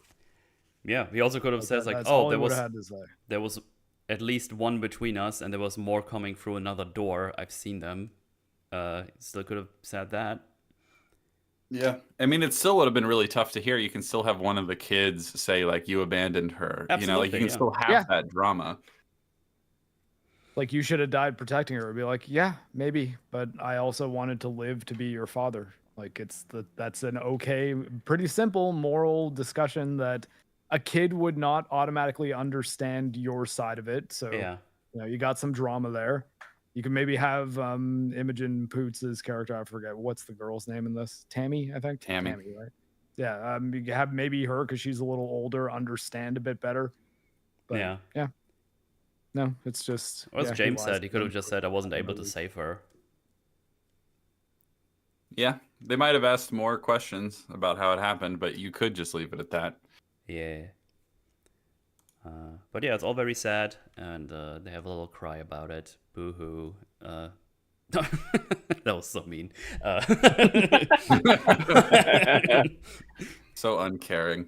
There's also kind of a dumb shot where they have the kid run up to the apartment window and like almost play it like a jump scare. Like it's like he's one of the infected running to a thing. I was like, okay. It's just like these little stylistic things that I can see them trying and just they're not clever or interesting. And it's like, well, this movie has so much less soul than the original. Yeah, because next we build character or whatever. We have Doyle and the helicopter guy just chatting a little bit. Helicopter man. Yeah, do we have the helicopter man's name? Because I know the actor and I've seen him in a bunch of stuff, but I actually don't know the actor's name offhand. Like Jeremy Renner, I can call Jeremy Renner. I don't know what to call Harold Perrineau? Harold Perrineau, yeah. Okay, so yeah, now I do because I see his name at the beginning of Lost episodes. So Flynn, apparently his name is Flynn. Flynn, okay, Flying Flynn. Actually, that was the canonical name of Doom guy before Doom 3, I believe. It was Flynn Taggart was his name in the Halo novels that I've read. Yes, those exist. Oh, not Halo. Sorry, Doom. But there are Halo novels, and I've also read those. Oh, look at me! I can read. Oh. Well, I had a lot of free time when I was a kid. I just learned to read. Anyway, Floyd is just listening to some music, looking at a little drawing his son or daughter made or something. He's got a family, so care about him. Piece of shit. No. Oh, No, I refuse. Okay, I There will be try. no such thing.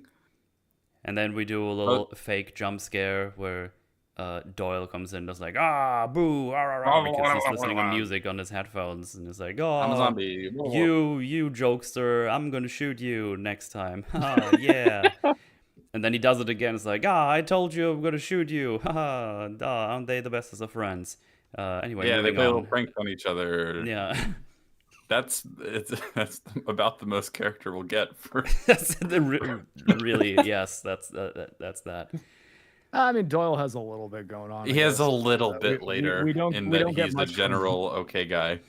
We don't get much from Flynn other than he clearly wants to help Doyle and has an uncanny ability to fly places with a military vehicle with no clearance.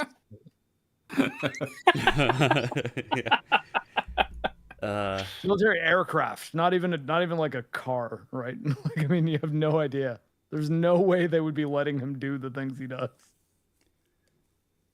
Yeah, he's just kind of looking into windows. He sees someone doing some exercise, people going in, some arguing, some of them having sexy times. And he's like, haha, what a crazy wacky time we're in. And he also sees the two children with Dawn. He's like, family, isn't family nice?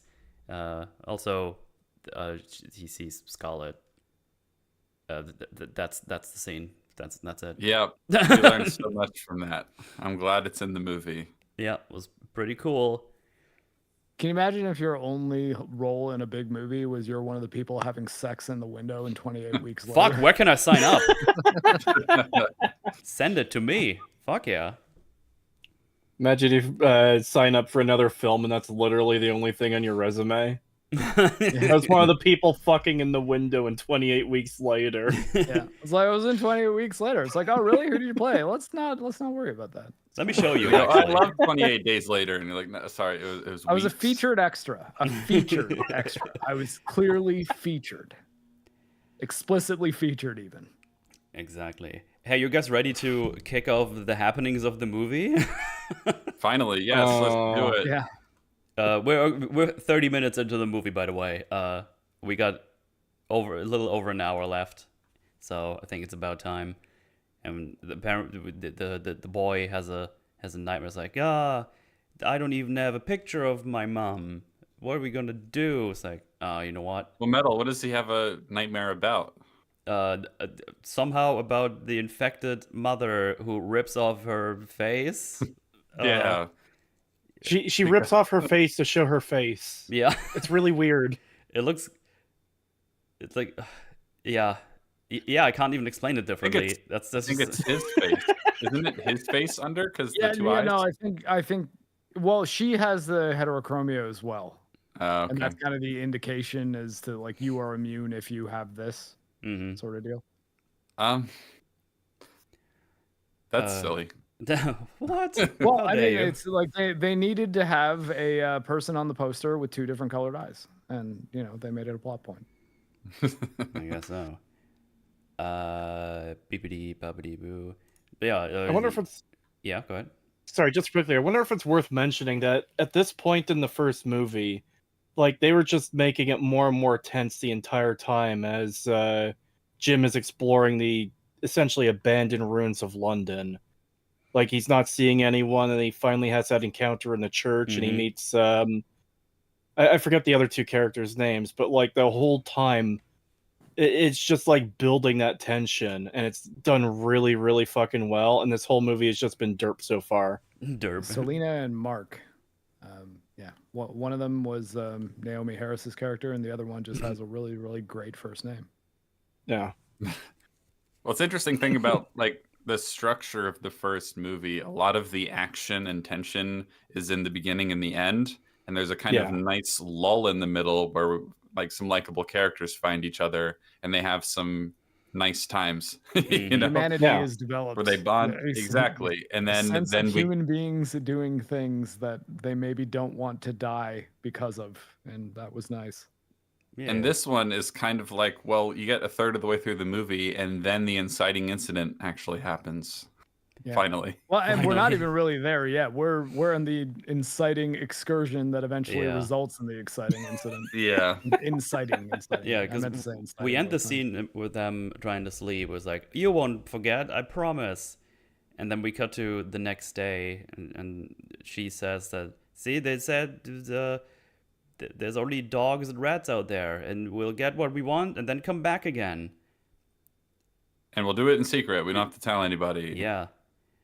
Everything's going to work out just fine. Like, and God, like, them being able to get a block away from that place without immediately being arrested by military police is insane. Like, how is it that the military can't, like, see two kids walking around? They have snipers on multiple rooftops. I refuse to believe that they were able to acquire a Vespa and just, like, go into an off-limits area. I mean, look at this. They sneak past them like super closely, just going outside the bridge. Right behind them. Yeah. That's because there's like 12 guys guarding this whole place. It's crazy.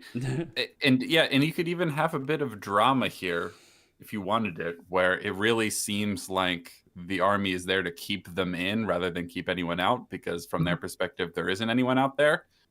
And so it's like, oh, this is more of a prison than anything. You could do something with that if you wanted to, because it should be that should be most of what their job is just to keep them in. Well, it's even worse because they get seen by Jeremy Renner like immediately. And it's like, we have two strays who got out. And it's like, oh, well, they're just going to get caught like immediately, right? They should just be on them. But no, they get a Vespa and just drive all the way to their fucking cottage. Yeah, to their across home. the bridge, where it's like, how is no one seeing the Vespa on the bridge? Like, and I mean, realistically, even if their whole thing is to let's say it's not to keep them in, and the prison element isn't a thing, and they're really just there to make sure there's no infected like walking around. Seeing anything moving on the ground that is humanoid would immediately make them say, "Hey, are we killing this, or like are those civilians that have escaped here somehow?" And like they decided to just take a walk around London. Like, it would be a big deal, and they would be recovered instantaneously. Yeah, but apparently they even getting seen and getting told, like base gets told, like, yeah, we got like two people running away. They just run all the way into town, where apparently nothing in terms of cleanup has happened yet, which can't be that far away. Yeah, like they go inside an old restaurant, and there's like rotten food on the table, and it's like stinky inside. Apparently, it's like, what is? Clearly, nobody has been in there. Like, they make it very clear that like this is a place that not a single human being has been in since the infection happened. Yeah, it's within walking distance of the camp. Children walking distance too. Not even. Yeah, exactly. So I feel like. Go ahead. I was just going to say the even more maddening thing about they get spotted and then he just doesn't do anything about it. But then they do later. They do swoop in later. Like, why not immediately? If you're going to do it at all, do it immediately. Yeah, I mean, that kind of plays into what I was... He tells Space, like, hey, we got like two strays. He says it like in code words for some reason. I don't know why he says, oh, we got two strays running away. Oh, dogs? Like, oh, puppies, actually. It's like, can you just tell them the two only kids on this island just fucking ran away? Yeah, like, what are you doing? Especially if your enemy is the infected, you don't have to have code language. Yeah. You're not worried about intercepted transmissions here. But you don't have to call them Charlie. But yeah, after it gets called in, I feel like the military should pick them up before they even reach the pizza place, let alone like an hour and a half later after they make it to their house. Yep. Like, the whole thing is just ridiculous, especially with how long she takes in there to get a helmet, to get the keys for the Vespa. Mm-hmm. It's like this. I don't even really tension scene. It's like, ooh, maybe there's something in here. It's like, no, it's just a corpse and like bones on the floor. A skeleton. Skeleton. I would also think that okay, so she finds some mopeds and she's like, oh, this is what we need to get to our old house. I'm gonna go look inside the pizza place because maybe there's a key in there. And then she walks inside and it smells like absolute death. Like I think she just like says, "Oh, nope, not going in there." I don't quite believe her as she's been described that she would walk through there and go pick keys off a dead, rotting body in the back.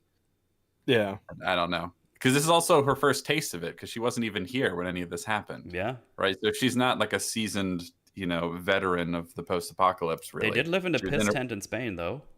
Yeah, I guess so. I guess you're right. That shapes I think piss and rotting flesh probably, I think there's a difference there. Then they just kind of ride through town all the way to wherever the fuck they lived. There's like cars on the streets. They have to move around. They drive through some alleys and stuff. And it's just a worse version of the beginning scene of 28 Days Later. Just on the Vespa and not as impactful or interesting. CGI empty London, not practically done kind of creepy shots. And it's almost played as like a happy scene. It's like, oh, they're free, they're having fun, they're on a Vespa. Yeah. See, it's not that bad. But they make their way all the way to some rural outskirt thingy where their family house is. And then they go inside and check it out. It's very cool. Yep, and then we have the first instance where Tammy activates her ability to just disappear. When what's the boy's name? Yes. Okay. Shit, kid. The boy's just like all of a sudden is just like, Tammy, and then like no answer when in like completely silent town. It's like, how do you not hear him? Wherever you are, how are you not hearing this kid calling for you? And he goes upstairs and Andy goes upstairs and finds a survivor.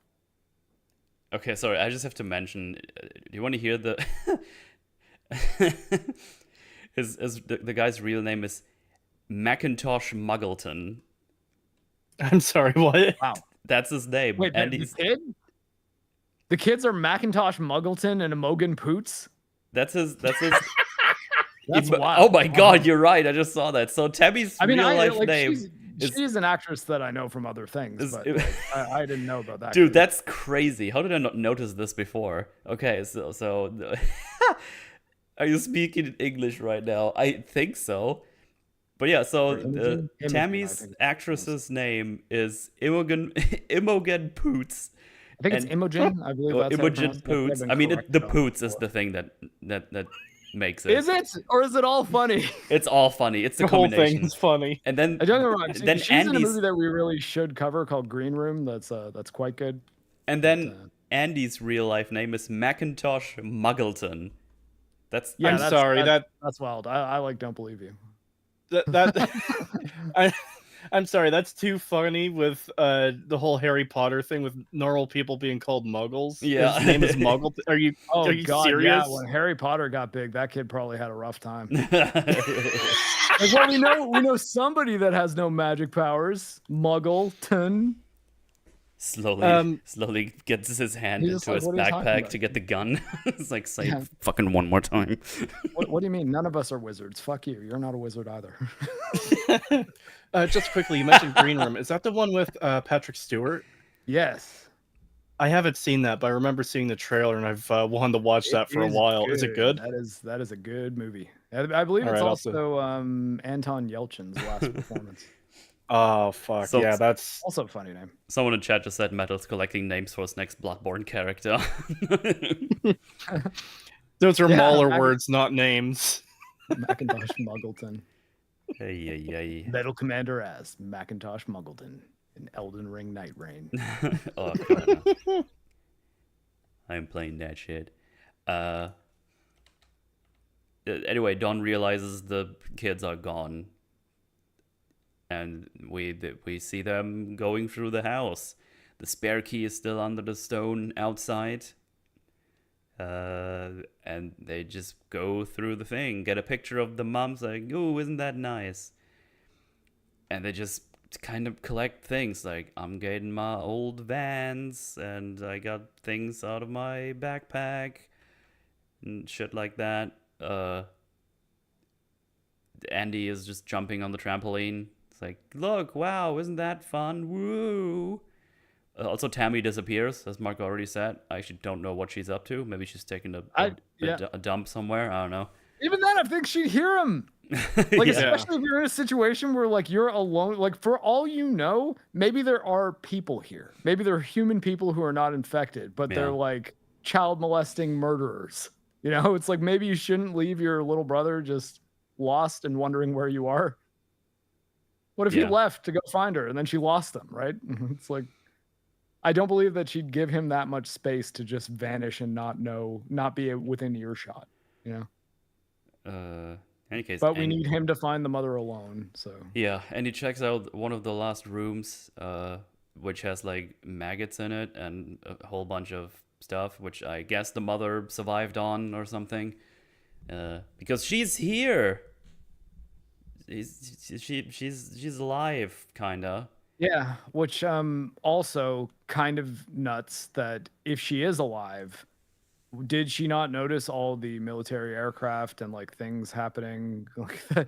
Like would she not think, hey, maybe I should leave this place and find out what's going on and maybe get some food that isn't rotting that I can live off of? You'd think. But no, I guess she's just been hiding in here and was marking the walls with X's, like, "So many days I've been here, whoa." Also, I guess she made her way from that cottage here through all these infected, because I guess they just don't attack you anymore when you're infected, I guess? Maybe.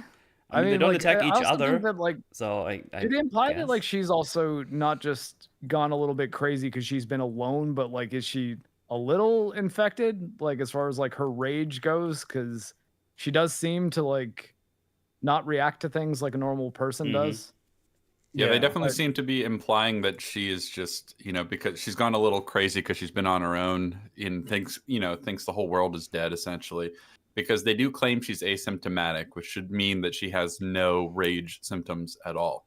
The other thing is, the infected do attack her later. So they don't.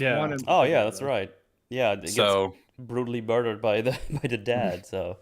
Yeah, how the fuck did she even get here? I'm not quite sure how she gets here. Yeah, you're absolutely right. Oh, by the way, wait, while you were gone, Cap, did you listen still? Because that's important. No, sorry, I didn't. I was in the. What did I miss? Okay, we learned about the real life names of Tammy and Andy. Are you ready for this? Oh, I know Imogen Poots. Yeah, that's funny. I know her. Because that's a pretty funny name. You want to hear Andy's one? It's Macintosh Muggleton. No. Yeah. Surely not. Right? Like, doesn't that seem like surely not? That's kind of what I said to him also. I was like, no, you're making that up. Oh my gosh. Macintosh Muggleton was born in England. Oh, really? You don't say. I could. What? That's crazy. That's really funny. That ain't an Italian name, I'll tell you that much. That's pretty good. Yeah. But also, if we ignore the fact that the father attacks the mother later on, I still think, like, some of the rage creatures, they still kill people. They don't just infect everyone. Some people just straight up die because we see corpses all over the place. So, like, it's possible she should have been killed in that opening scene instead of, like, getting bitten and just wandering off. Even if they do go neutral to her, because... Also, yes. Yeah. Wait, do we see any dead bodies before they've all the infected have starved off, allegedly? Well, the fact that the pizza guy is in the pizza place and he's a skeleton already implies that he was killed. Yeah, I guess so. Yeah. I mean, there's also like they're biting you, right? And there are a few places on a human where you could bite and it does kill them. Not that I know from. She threw the original kid at the zombies to distract them. Oh, this is how we're gonna play, Don? Okay, all bets are off. Turns out this sacrificing other people to save yourself works super well. Wow, what a That feels like the scary movie version of 28 days later. Or, sorry, 28 weeks later. Yeah. Well, they did the Hollywood thing of no, we're just never going to flash back to it or explain how she's possibly alive here or how she survived, really. We're just going to show some rotten food that's in the room with her, implying that there's nutrients of some kind. And presumably she's been pooping in that one room the entire time and has somehow not gotten septic. Oh, yeah, the fucking lady in Captain America 4 was called Bets Are Off. I forgot about that. What a stupid name.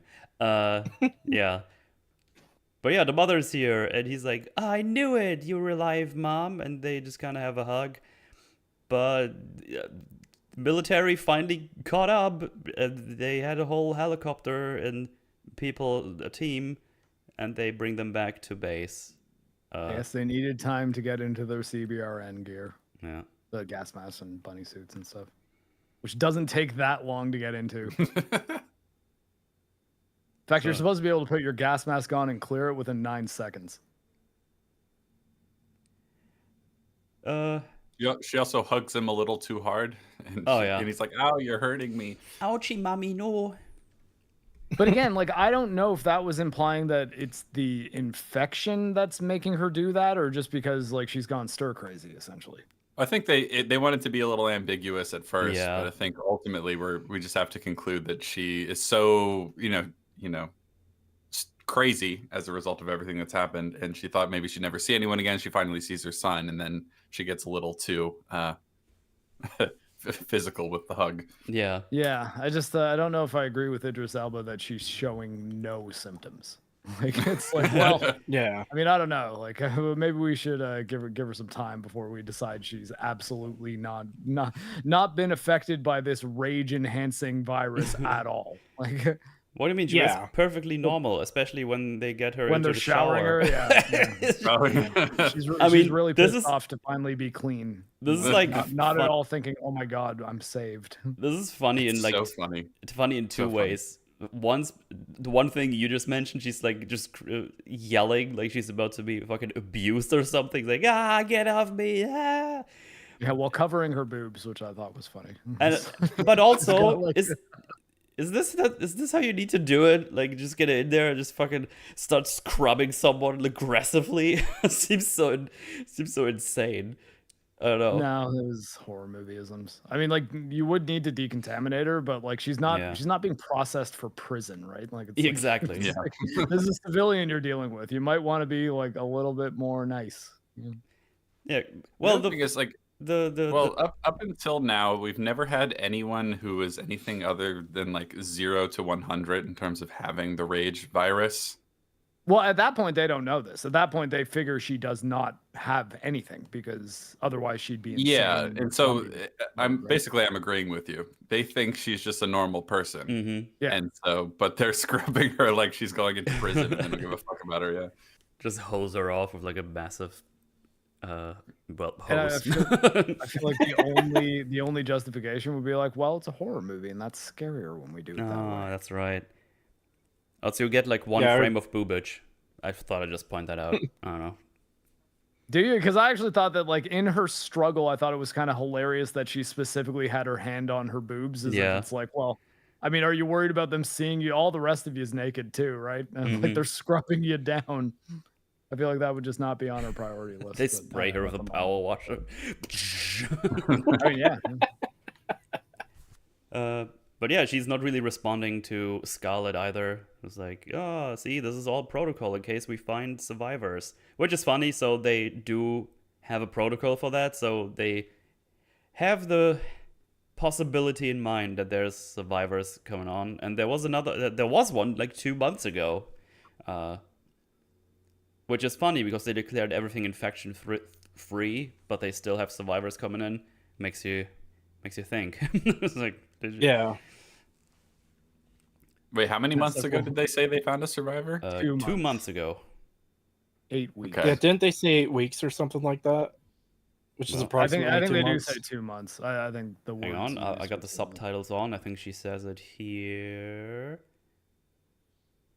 Yes. It would be kind of funny if No. every unit of time in this movie was just weeks. So if they're talking about something happened 10 years ago, they just count it in weeks. Happened 795. That's what you would do in the scary movie version of this as well. Here, the last How survivor old are we you? came across was over 2 months ago. So, Okay. Okay. I remembered the word 2 months. I also did watch it Yeah. last night, but I did forget the kid's name. So yeah. That's fine. That's okay. They're not important. The British are no minority, and the US is treating them accordingly.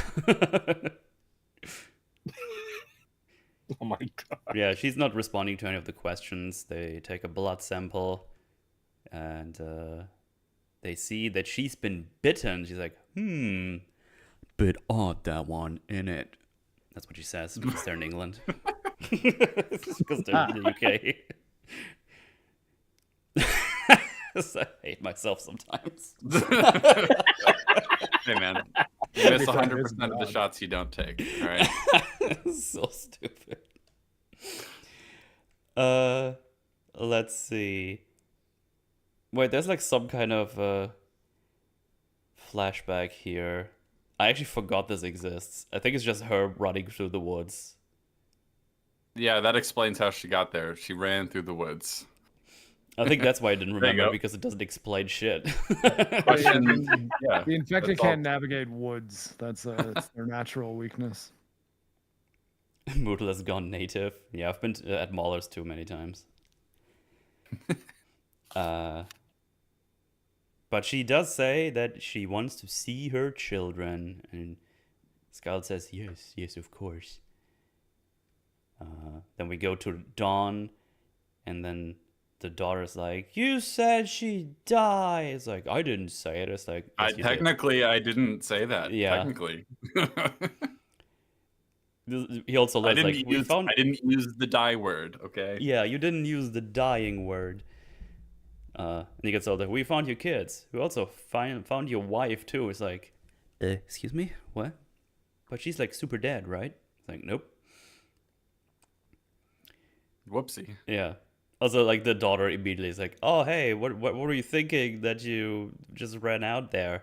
And the daughter, she's like, you said you saw her die, and it's like, huh? What? It's like the whole conflict's like, I didn't say that, you did. I didn't use those words. It's like kind of trying to play it off a little bit. It's like, I thought I saw mom die, blah, blah, blah. It's like just the conflict. I know, it's not very interesting. It's just a little back I and mean, forth. like, look, I saw her get swarmed by like 4 infected through a window. Yeah. So, I mean, like, I guess I never checked did. a pulse, but like, I didn't think she had any way out of that. And honestly, I'm still kind of curious. I want to now go ask her how. Yeah. Which It doesn't is- happen, by the way. It is pretty funny the way he tries to weasel his way out of this, because he's like, I didn't use those words. And Yeah. and he's like, look, I mean, I don't know. It's confusing, you know? It's hard to explain. She's like, well, try, Dad. Try to explain. Yeah. It's pretty Well, funny. right after, he's like, I want to see my wife now. And because I have AAA access, I can just go wherever I want. But still kind of hide from people for some reason. Like, it kind of looks like he's trying to avoid soldiers. Yeah, he's trying to be sneaky. Sure, a good thing they don't have any security cameras that they monitor at all. I also feel like if you found a survivor and you found out, like, you've taken her blood and found out she's been infected, you'd want at least 2 guards on that room, regardless of what happens. We'll get there, because once Roseburn tells Idris Elba, yeah, she's definitely infected, like, he would immediately be on the radio and say, yeah, I want 10 people watching her. Like, you take shifts, but Mhm. never eyes off her. We cannot let her get out of this room. Yeah. You would think there Yeah, was you just think people so. there anyway, at least one guy who looks out for someone. Not even a soldier, just No. someone. Like someone here in this medical facility. But as we already know, there's only 12 people on this whole island, and she's the only doctor here, so can't have that. And yeah, as you said, they figure out, like, yeah, she's definitely infected. She's a carrier, and Idris wants to be like, oh, well, guess gonna fucking kill her now. It's like, okay. Well, no, I wish that's I'm what he surprised- said. Yeah, I'm surprised he even, like, because once she even says, yeah, like, she still has like the virus in her cells, and so she's not immune. It's still in her blood and saliva. She's a carrier. He should immediately be like cocking his weapon and moving towards that. Yeah. Like, I mean, really be like, oh, okay, well, I mean, this sucks, but yeah, we can't allow that, obviously. Yeah.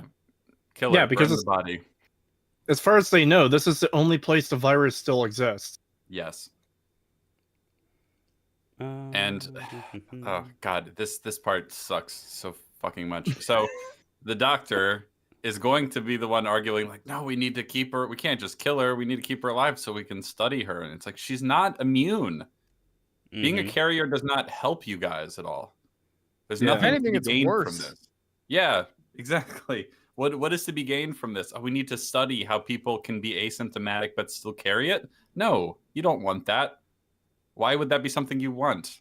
But then she immediately jumps to, even though she explicitly says she is not immune, she has the virus, she just doesn't have any symptoms, she's a carrier. Then she's like, oh, but if we study her, we might be able to find some natural immunity. Fucking what? No.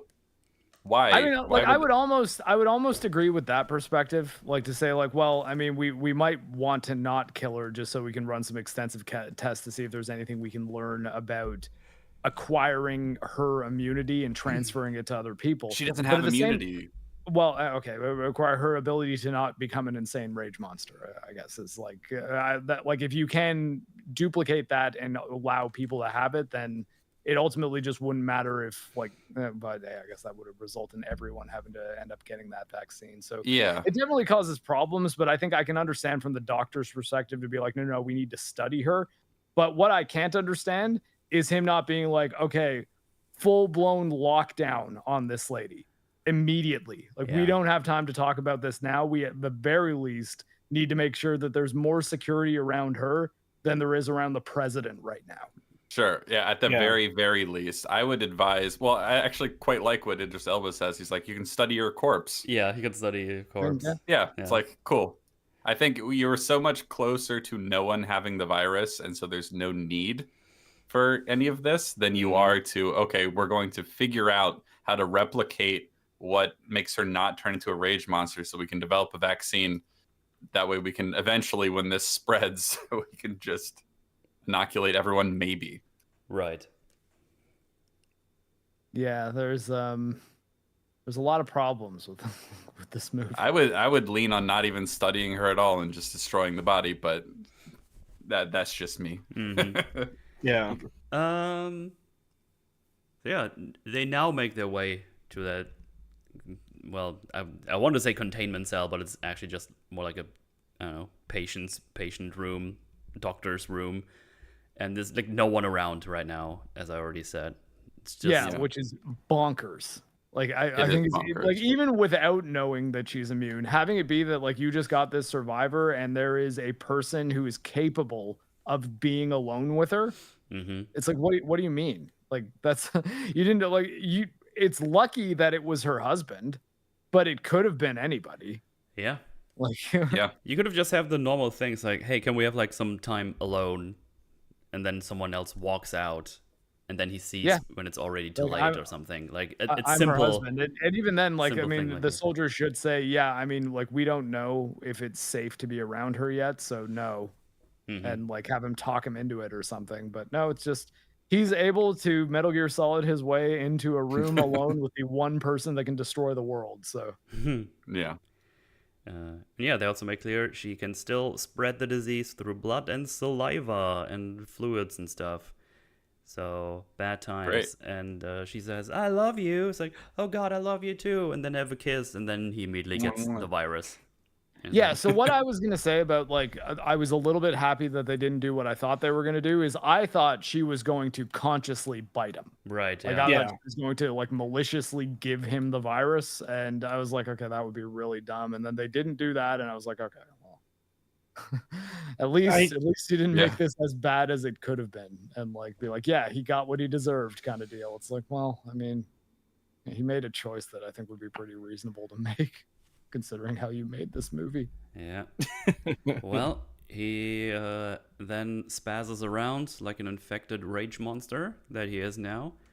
and then he brutally bashes his wife's head in. Yeah, I think it's almost safe to call. Like they just decided, okay, now we're gonna do a domestic violence scene. Yeah. Okay, He kills this is her what not was- the way zombies kill people traditionally. Like no, he starts punching her like closed fist, Yeah, and then so gives her the hot Pedro to cap it off. there's a couple things about this that drive me crazy. So he starts thrashing against the wall, and my immediate thought was like, "Oh, is he? Can he not get out of here for some reason? Yeah. Mhm. Because why would he go kill her otherwise?" That's question number one. And then so I thought, okay, maybe he's trapped in here. That's maybe mildly interesting. But then we immediately cut, and then he's just free, killing people in the next scene. Yeah. So I'm like, why did he linger here to gouge her eyes out? Did he not Horror movie. close the door behind him when he went in? Because that's something I was trying to figure out when I watched last night. It seemed like he just teleported out of the room. The Because door is that's closed what- behind him. You can see it over his shoulder in one shot before he turns. Mhm. because the door that's is what closed. Because that's But what doesn't Jim mean- does to the soldier in the end of the first movie. Yeah, Don't you I know, get it's so stupid. It's also what happens to Pedro Pascal in Game of Thrones. Okay, That's, so I'm that's looking why at I a call shot. that the hot Pedro, by the way. So right as he's turning, the door is closed behind him.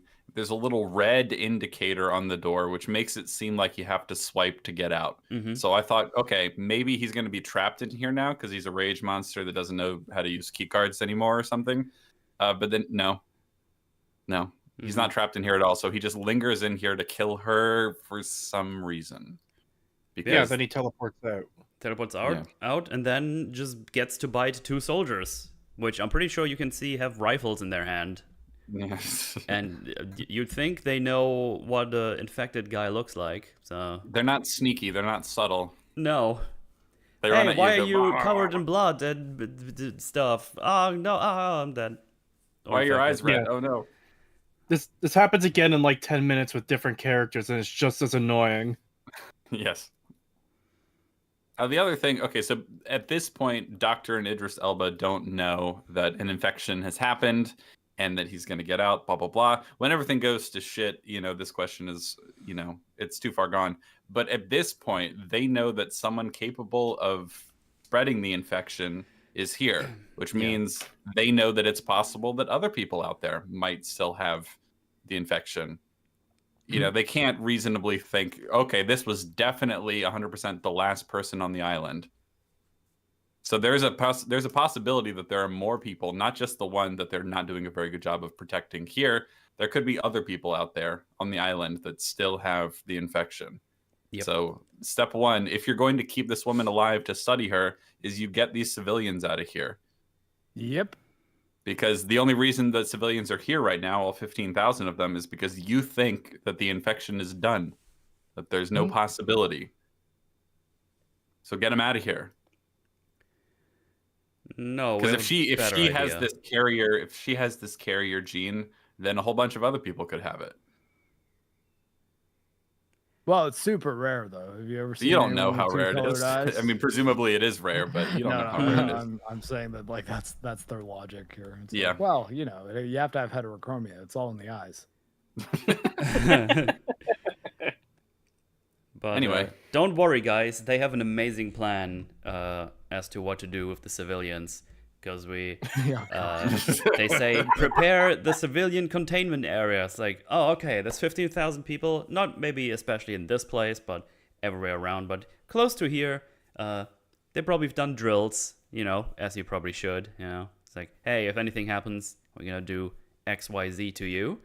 And their amazing plan is, hey, all civilians, first of all, we're going to turn off all the lights because it's code red. Which means we then... By the way, we Code Red, there is a Code Red, and Code Red is a fire in the facility. So it's stupid that they call it Code Red. Also. Okay. It is especially funny because they say it's like lock down the area, which means they turn off all the lights just to then turn on the emergency lights. It was like, why do you need to turn off those lights in any way? Like, How does that help you? That doesn't help you at all. You just see Also, less. The emergency lights are on Lights. strobe setting also, so Yeah. that doesn't help. Yeah, it's super easy to acquire targets that are moving really fast when you have strobe lights on. Yeah, it's really cool. Very easy to gauge distance. Anyway, Scarlet shoots one of the infected in the head and saves the children. And you might wonder, okay, what's up with those civilians now that the lights are off and stuff? Well, the lights are not off yet. That's actually the last thing they do. The civilians will all be forced to be in the basement of wherever they are right now. And they close the door and lock it. And it was like, hey, what are you doing? You can't just lock us in here. That's crazy. Meaning they have absolutely no fucking clue what the plan is here right now.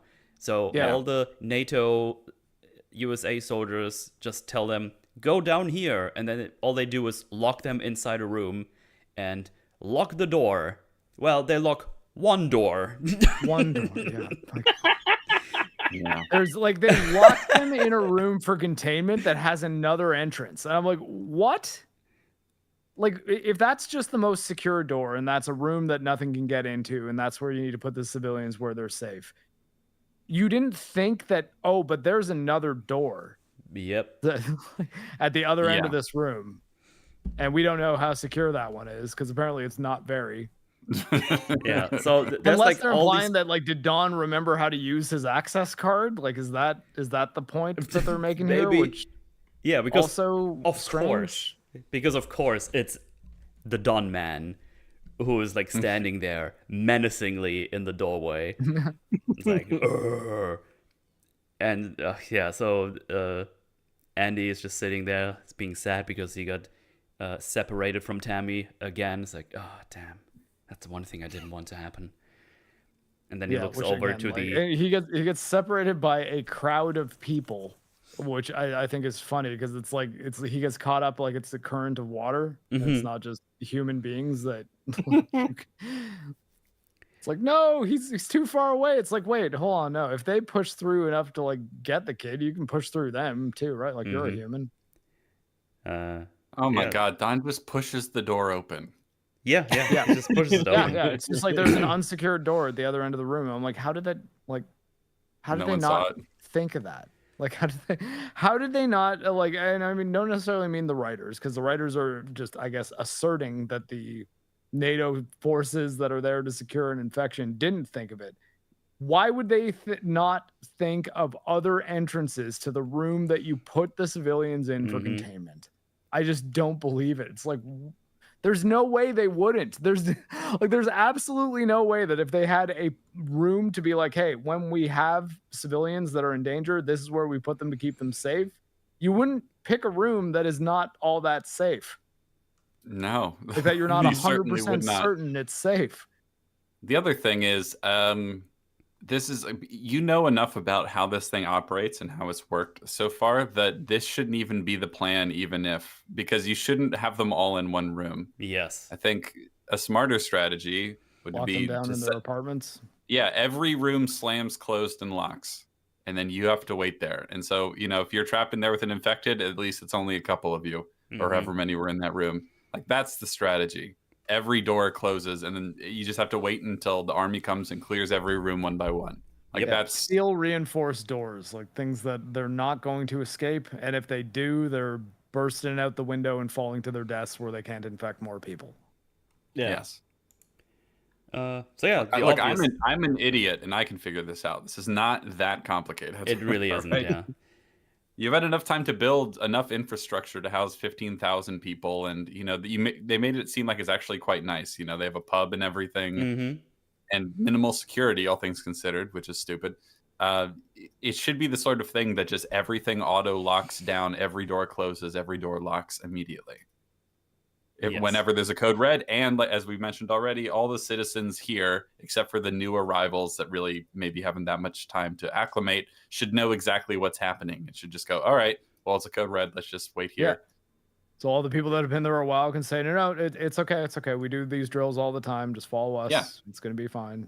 And that would be interesting, too, because especially if they're in a room, like the kids are in a room with people that are like, no, this is totally fine. And we know, dramatic irony as audience members, that, oh, no, this isn't a drill. Yeah, they don't know that yet. Yeah, it's funny because the safest the safest thing here would have probably been to just let them be where they are, so they can just control all the exits. Yeah, herding them all into one group is really dumb for this particular because when they realize what happens, they all panic. People get puked on. Obviously, more and more infected. And the snipers themselves are like, I can't tell who's who. It's like, yeah, no shit. Yeah, it's like, yeah, obviously you can't shoot the people who are running. I guess it's like, okay. Well, that turns into the strategy eventually. Yeah, shoot the people. Yeah, because they just say, yeah, just open fire. It's free fire for everyone. Just kill everyone. Because we lost control. Also, Andy, he found a very convenient vent he can crawl through. God. So he doesn't. He doesn't find it. He crowd surfs and then somehow is able to locate a vent that he's able to get the plating off of and climb into. Because apparently the people who he's like crowd surfing on top to are like very, very careful that they don't drop the boy. I was like, how? That's not considerate of them. How is Andy doing this? He's floating on top of a crowd of people as if it's like solid ground. There's just so much about this. You guys are dumb. This is so the rest of the plot can happen. Yeah, that's right. Yes, damn it. We know. We always know that failing all good reasons, that is the reason the writers went with. It's never good when that. This is why we have M8 in chat. He just gets us back online. This is why. Thank you. That's why we got you around. Thank you. I appreciate it. So the absolute pandemonium. Everyone's running out because they obviously break through that other door. I guess no one walks through that other door that's open right now. That door is just gone now. It did its thing for the plot. We don't need that door anymore. Yeah. They didn't even lock that door very well. People could just push it open. Just put like a chain and a padlock on there, and that's it. Like there's not even like a. Come on. They don't even put like a piece of wood, like an old door in front of it that stops it from, just going outside or something. It's just, nope, just doing that. Which also kind of makes me feel that they didn't really have a plan at all. It's like, oh shit, there's actually a code red.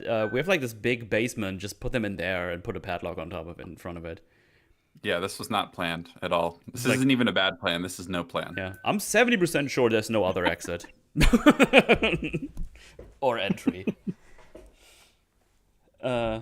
Anyway, they start firing on the civilians, except Doyle. He doesn't like that. He doesn't want to just shoot everyone.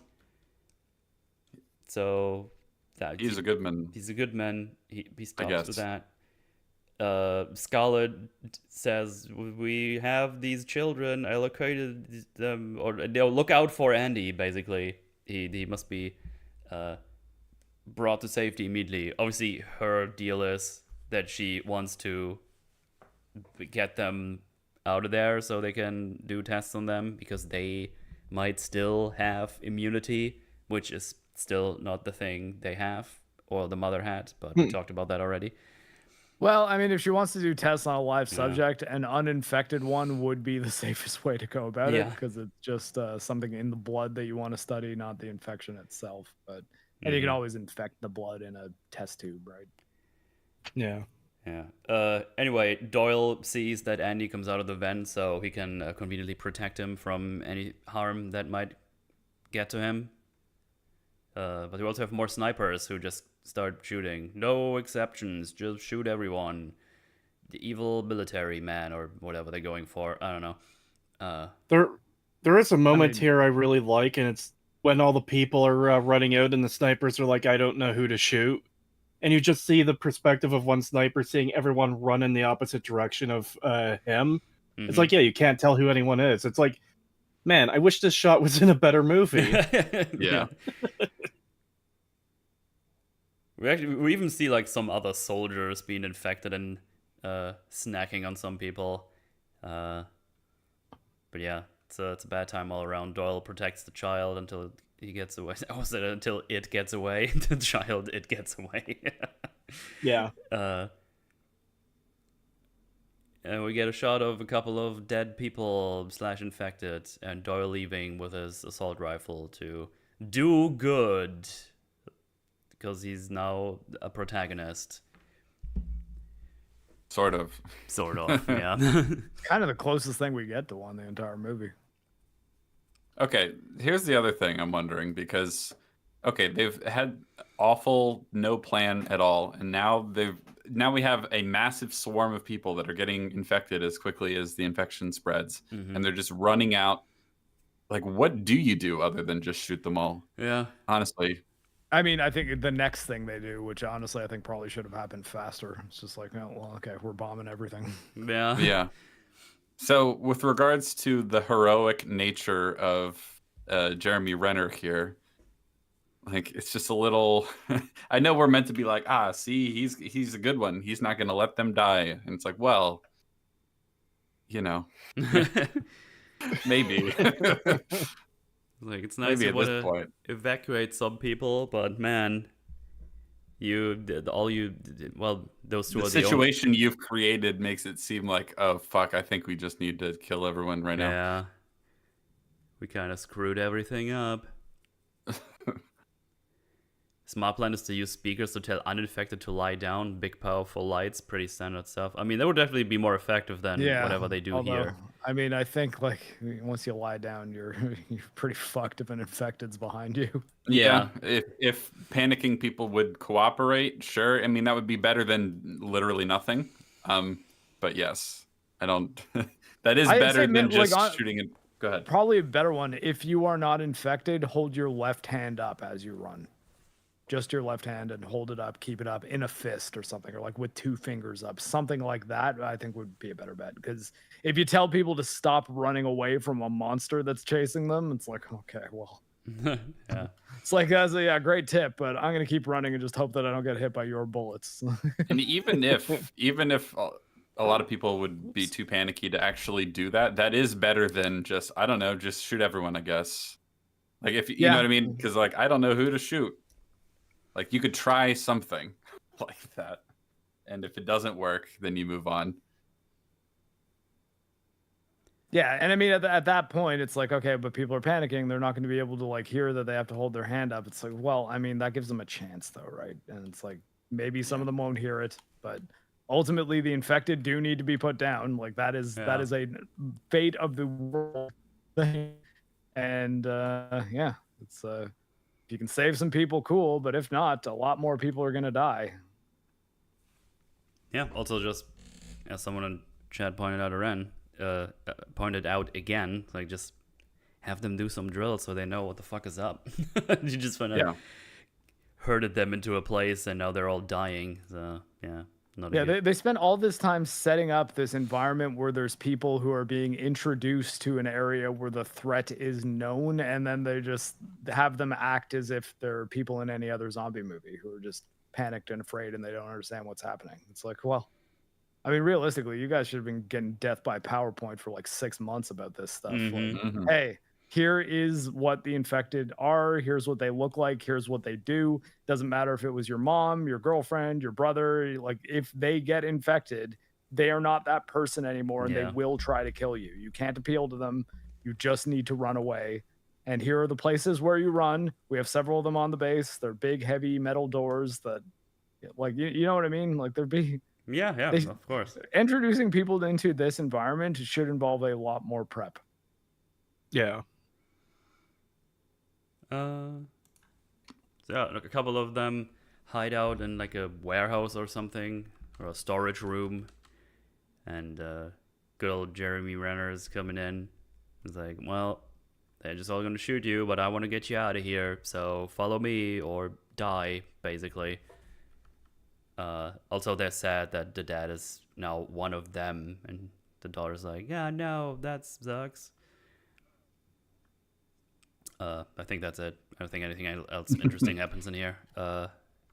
Moving on. Oh yeah, I get like one older is like, why did they shoot all us? It makes no sense. And then the other guy's like, makes perfect sense. They lost control. It's like, yeah, I got that. Thanks for telling me. That is exactly what happened, actually. Yeah. And I kind of want to stop and reference the first movie again. Because remember when Jim finds his parents dead, and there's the picture with the writing on the back? Oh, God. I fucking love that. It's such a good moment. It's you have the quietness of it. You have like the scene just has time to breathe and for you to take it in and see what's happening. And then, like you just said here, oh, they lost control. That's what's happening. Yeah, thank you. Yeah. This movie has way more action in it, and also nothing happens. Yeah, really it's interesting. Because it's both of those things. It's like there's a lot more going on, but way less happens. And that's a strange sentence, but it's completely true.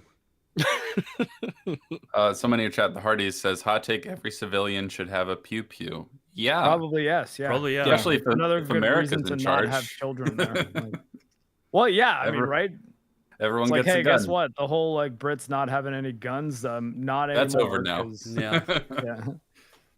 There's pretty much zombies around. You probably should have something. Every civilian mandated to carry a weapon on them at all times. Rule number 1, stay strapped or get clapped. Exactly. So yeah, they have like this little group now, and basically they have to make their way out of here because Flynn tells them, "Hey, dog, where the fuck are you? They're about to napalm this place. You got 4 minutes to get out." It's like, oh, okay. Also, Ticking clock. They also use the closed frequency because so no one else can hear them, I guess. Also, yes, no, that doesn't work like that. Like you guys, you would just have to hope that if you switch to a different channel, there's no one monitoring that. You can't just like decide that 2 dudes have their own crypto for it, like in crypto, not cryptocurrency, cryptographic. Doyle, check your phone. I sent you a WhatsApp message. Honestly, seriously, that would be better. Yeah. So yeah, hey, we have to run now. Stay low, stay behind me. We're making our way there. But oh no, there's one singular sniper positioned on this empty road for some reason. So he can start shooting some of the people in this group that we don't get a name for ever. And there's this other one guy who's really scared and cries like a little bitch.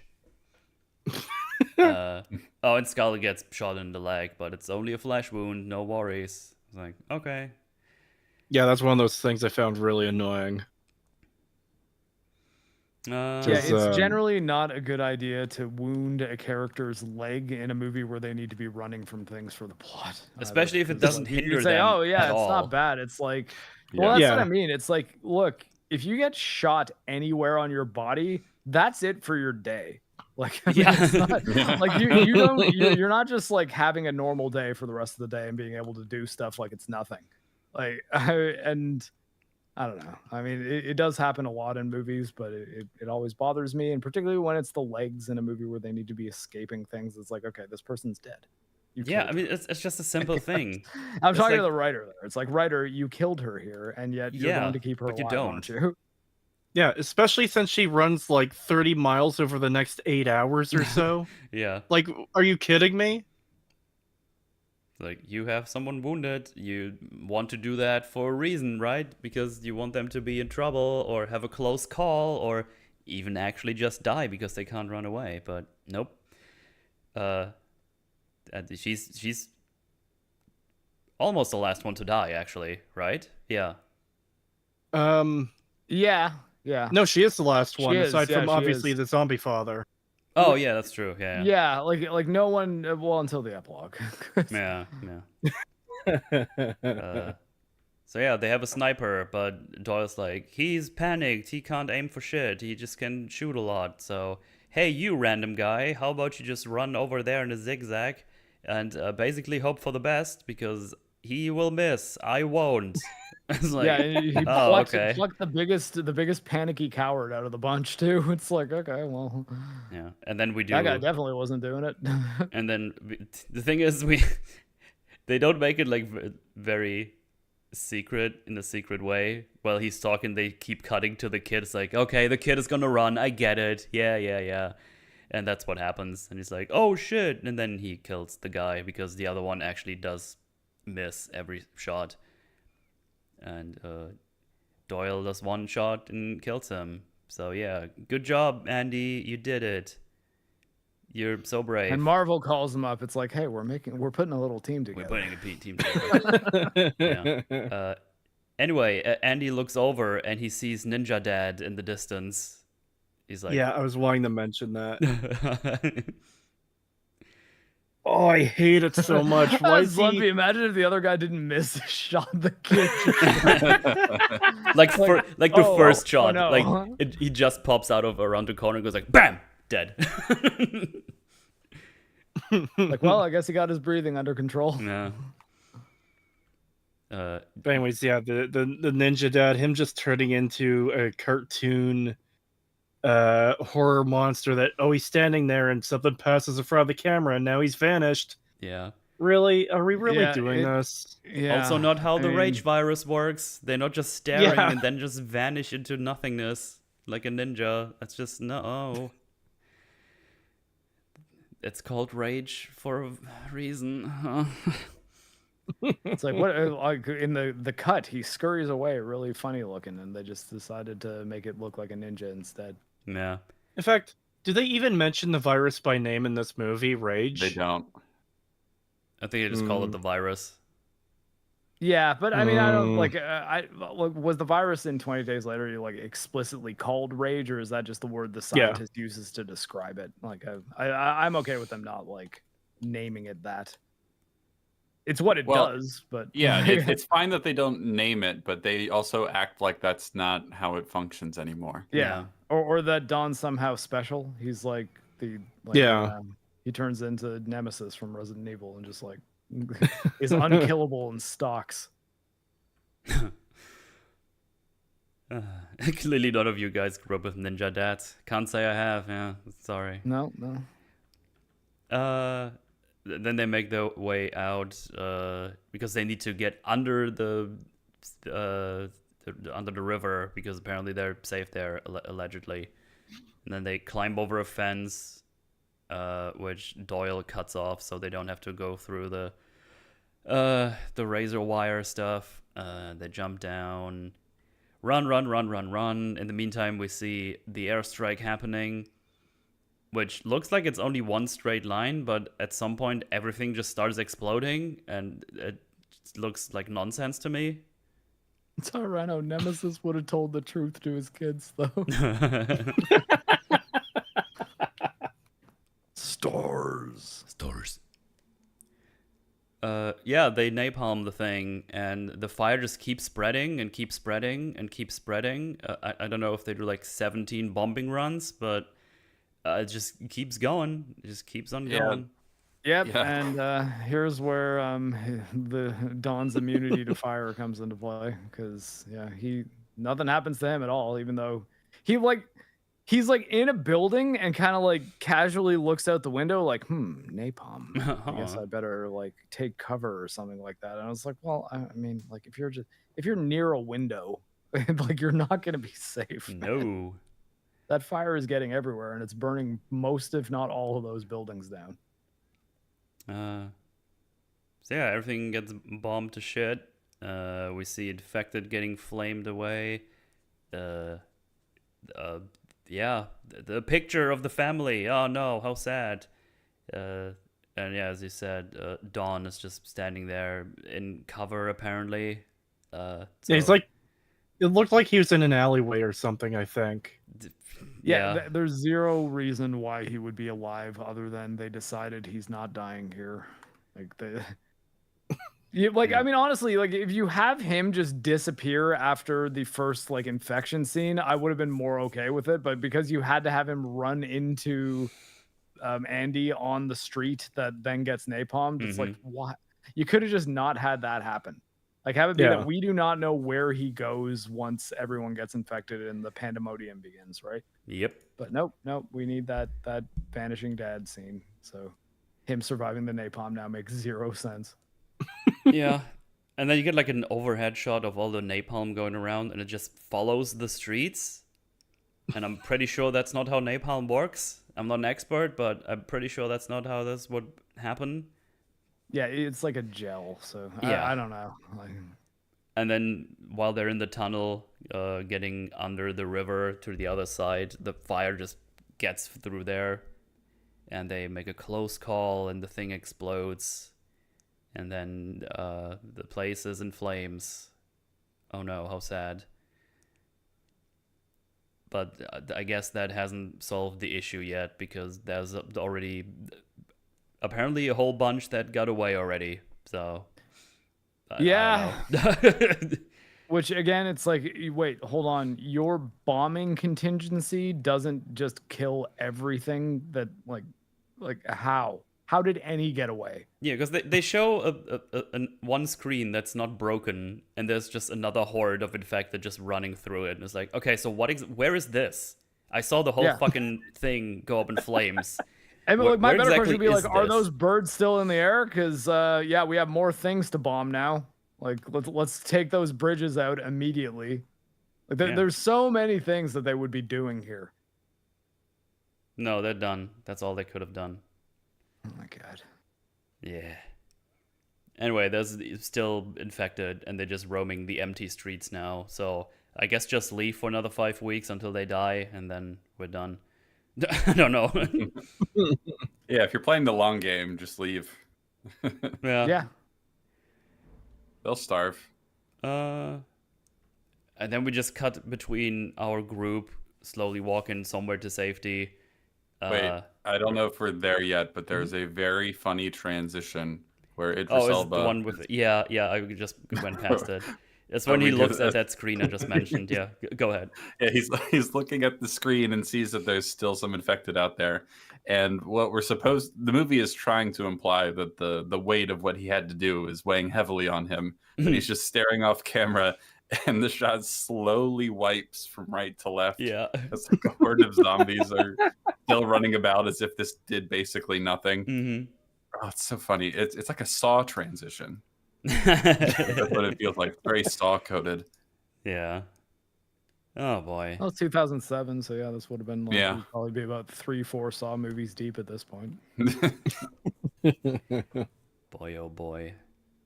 Yeah, they're just slowly walking somewhere they might be safe. Scarlet is still shot. Just reminding you in case you forget.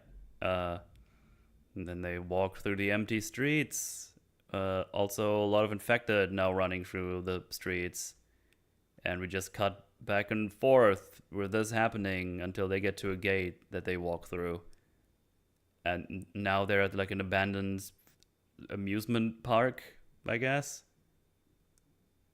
Yeah, like there's like a carousel. And this is where we have some down fun time with the kids. It's like, okay. It's also daylight now, so Scarlet has been walking all through the night. Yeah. Which is insane, even with Doyle stabilizing her. It's just like, nah. Absolutely not. Well, I don't know. She's the doctor, so I guess she has like some cleric spells that are pretty max level. Oh, yeah. Yeah, with the medic perk, wounds affect you 35% less. Oh, shit. Yeah, okay, well, there you go. We solved the riddle. This is Either that's not true, or I should have lost more of my leg. Oh my god. Sorry. One of the actual worst scenes in this movie is coming up too. Which one did you have in mind? The one with the helicopter. Yeah, the coward Right. second hurrah. So while we have a little tiny bit of downtime in this like abandoned amusement park or whatever, there's a brief, very stupid conversation, I think, between like where the movie's trying to have a heart and it just can't do it. So woman is talking to Jeremy Renner and she's like, hey, classic movie things like, you never answered my question from before all the craziness happened. Like, why'd you leave your post? And he's like, I had that boy in my sights. He's not a target anymore. What? Nailed it. Fucking Yeah, they nailed thought it. that was a really good line. They were so proud of themselves for that. There's also where the conversation ends. We then cut to Andy and Tammy talking again. That's all. Yep, that's the whole reason he didn't want to shoot him. It's like, I know that already. Yeah. Thank you. I got it. Thanks. We didn't learn anything about why.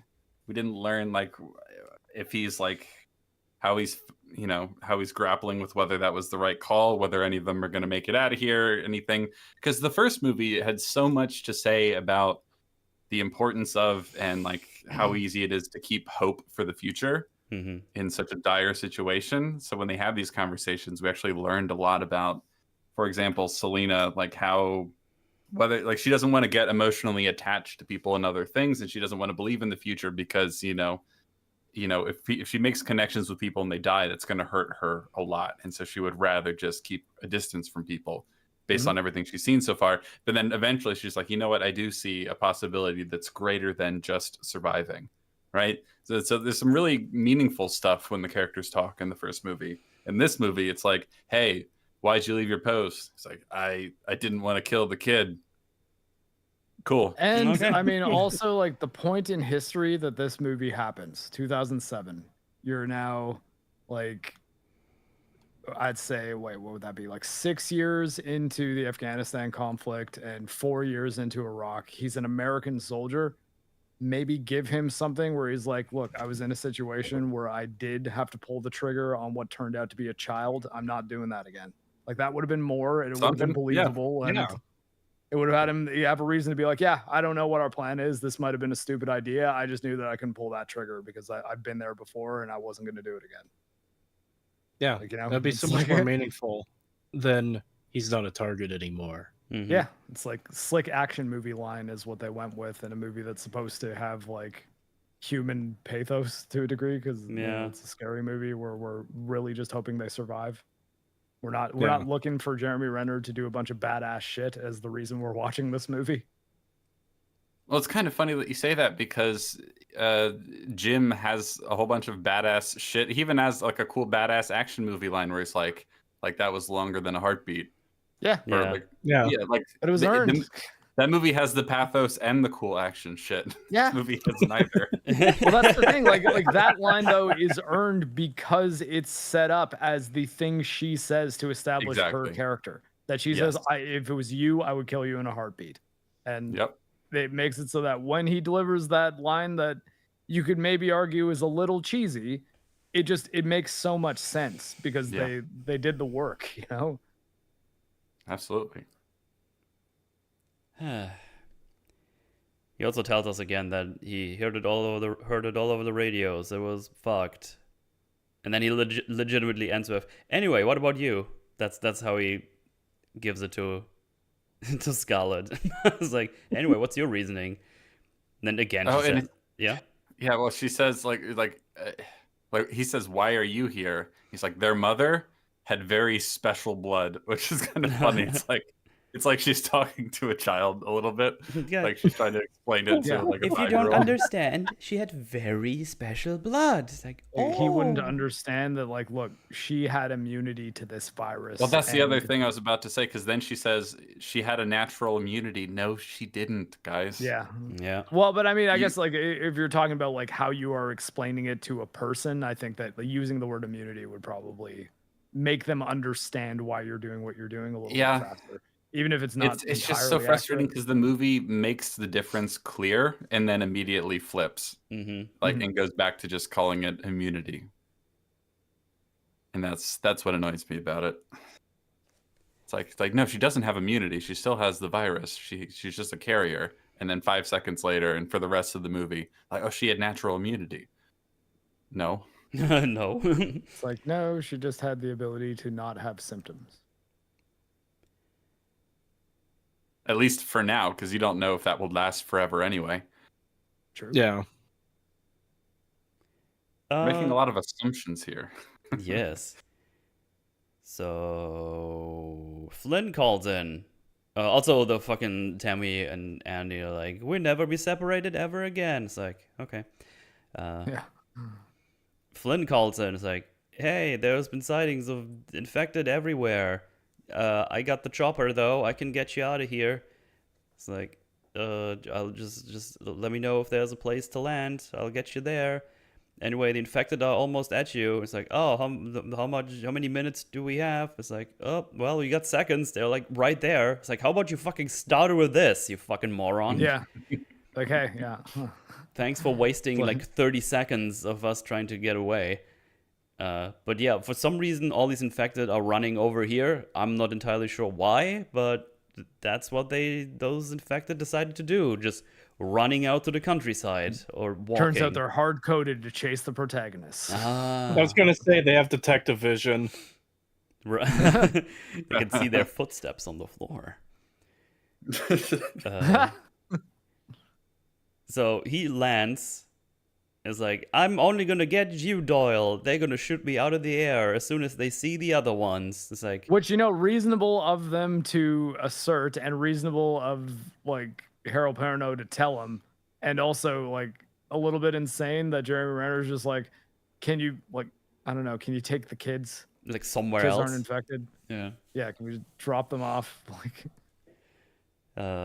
anyway, the coward guy is like, I'm gonna grab the thing, and Flint's reaction is, oh fuck, no you don't, and then just fucking starts swinging around. It's like, what are you doing, dude? What the fuck? I can't believe that Doyle didn't just shoot him immediately. I thought, that's the part that blows my mind. It's like, how are both of these guys just not immediately lighting this dude up? It's like, no, because if you destroy this helicopter, we're all dead, and you don't get it. A helicopter can't fly with a human hanging off the, oh god, I don't even know what those things are called. The feet. Of the helicopter.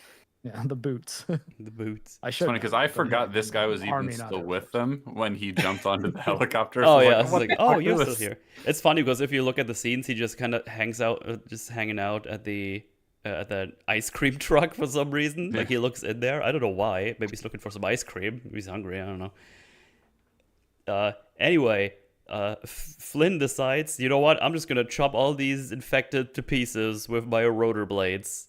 No. Cool. Yep. So well, cool. I mean, yeah, that's not so cool. Not a good idea. Some of the effects here look so fucking bad. I was talking about it with people on my Discord yesterday.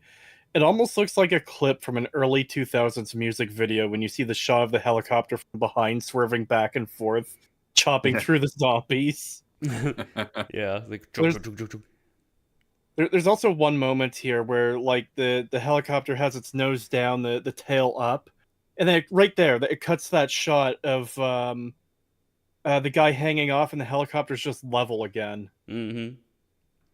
Also, James says this is where the chopper also kind of switches up and what kind of chopper it is, apparently. So that's fun. Yeah, so we get more continuity thingies. I mean, if I just look at it without going frame to frame, looks like sometimes it's just a smaller one, then it's a bigger one as well. Yeah, I guess they have a stunt helicopter, and then they have like the actual military helicopter, and yeah.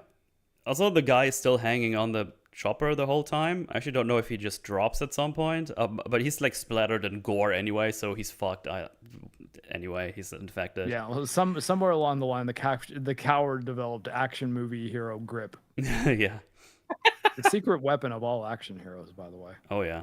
I know we sort of touched on this with, like, how did all the infected find them here, but I actually think it's kind of an impossibility that this happens at all, because they all came from the same place. It's not like there are any infected still roaming out in the countryside, so they've been walking for days or whatever. Like, we've never been shown that the infected can track people or anything like that. Dawn sure can. Yeah, well, we've all been following Dawn. Dawn has the tracker sense perk. This movie's logic is that absolutely they can track people over long distances and will sprint after them over long distances. But in the original movie, what would happen here is they would escape and then into an empty London, and they would have lost track of the humans that they might have been initially chasing, and then they just sort of stumble around and wait to run into something again. Like, they wouldn't travel out into the countryside like this. Yeah. Which, like, it makes me, I guess, hopeful that it would be very strange if 28 years later managed to be worse than this film. It would be very difficult. Like, I'd be like, what? Like, how did you do that? Well, yeah, I'm very much hoping this the new movie ignores this movie entirely, essentially. Yeah. and makes up its own reason for why they're still infected to deal with. Sort of assuming it doesn't ignore the ending, because that is, I suppose, the only way it really makes sense that, like, presumably the world is now fucked. Because, well, we'll get there. Well, yeah. I hope it ignores everything about it. Absolutely everything. That would be great. That would be great. So, they make their way out. Flynn just sliced them all open and just makes a fly for it. The other ones just run away. Doyle just shoots a couple of them that are behind them, while the other ones just keep running.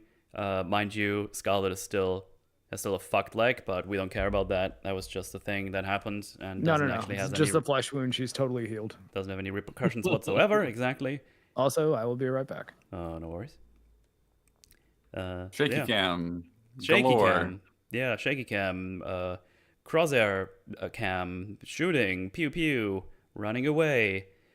Anyway, the fucking town is getting gassed now. It's just fucking, they gassed the whole town, or the whole city, the whole country, whatever. I don't even know what they're gassing anymore. It's everywhere. Because like, I'm just looking at this again. We go from wherever they were before, over a bridge, out to the countryside, they get chased, into another city, which is now being gassed. Which means this city is also full of infected, even though they said it's not. And all the infected should be coming from where they're running. Yeah. I have no idea where is anything happening right now.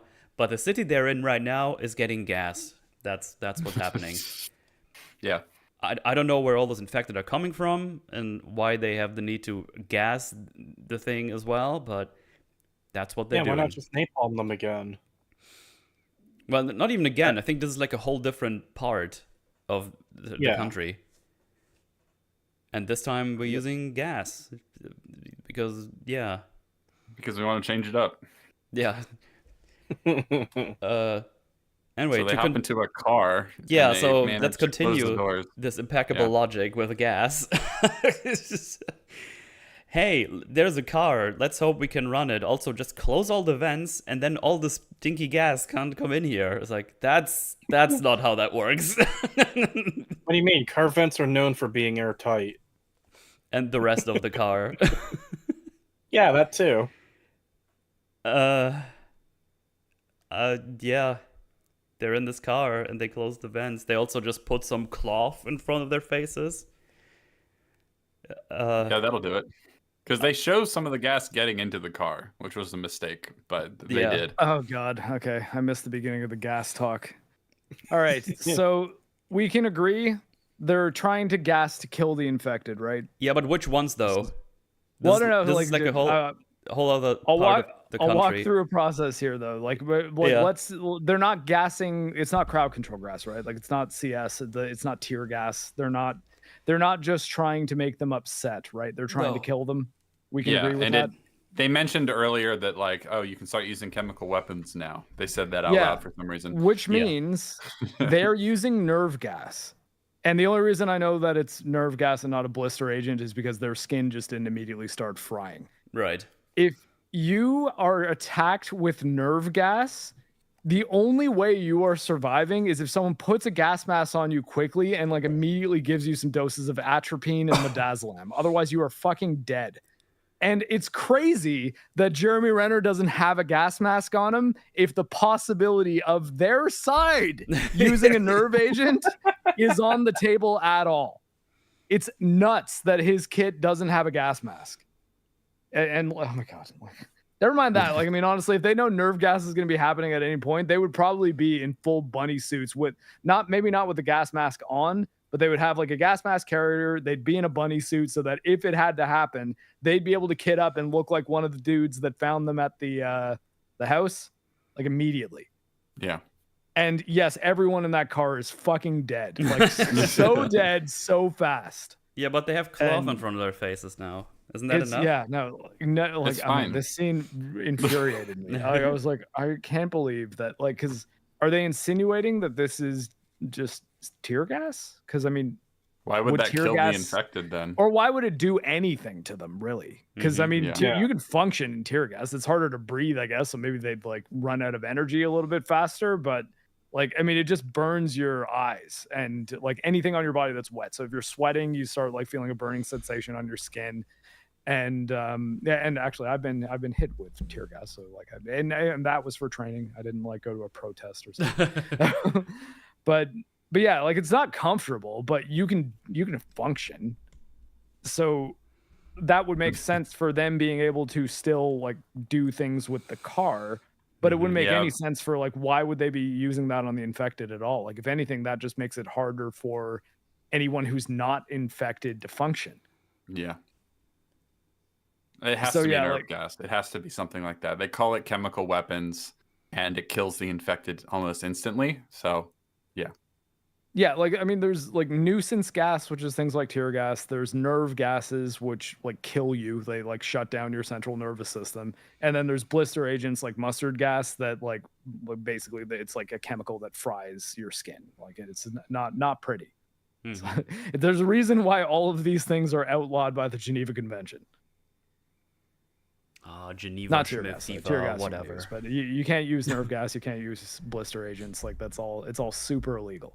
But yeah, it's they like making it gas was silly, and I don't know why that needed to be a thing. Because honestly, you could have had pretty much this entire scene with just the car breaking down and Jeremy Renner needing to get out and push and being chased by infected. It would have been almost the exact same scene.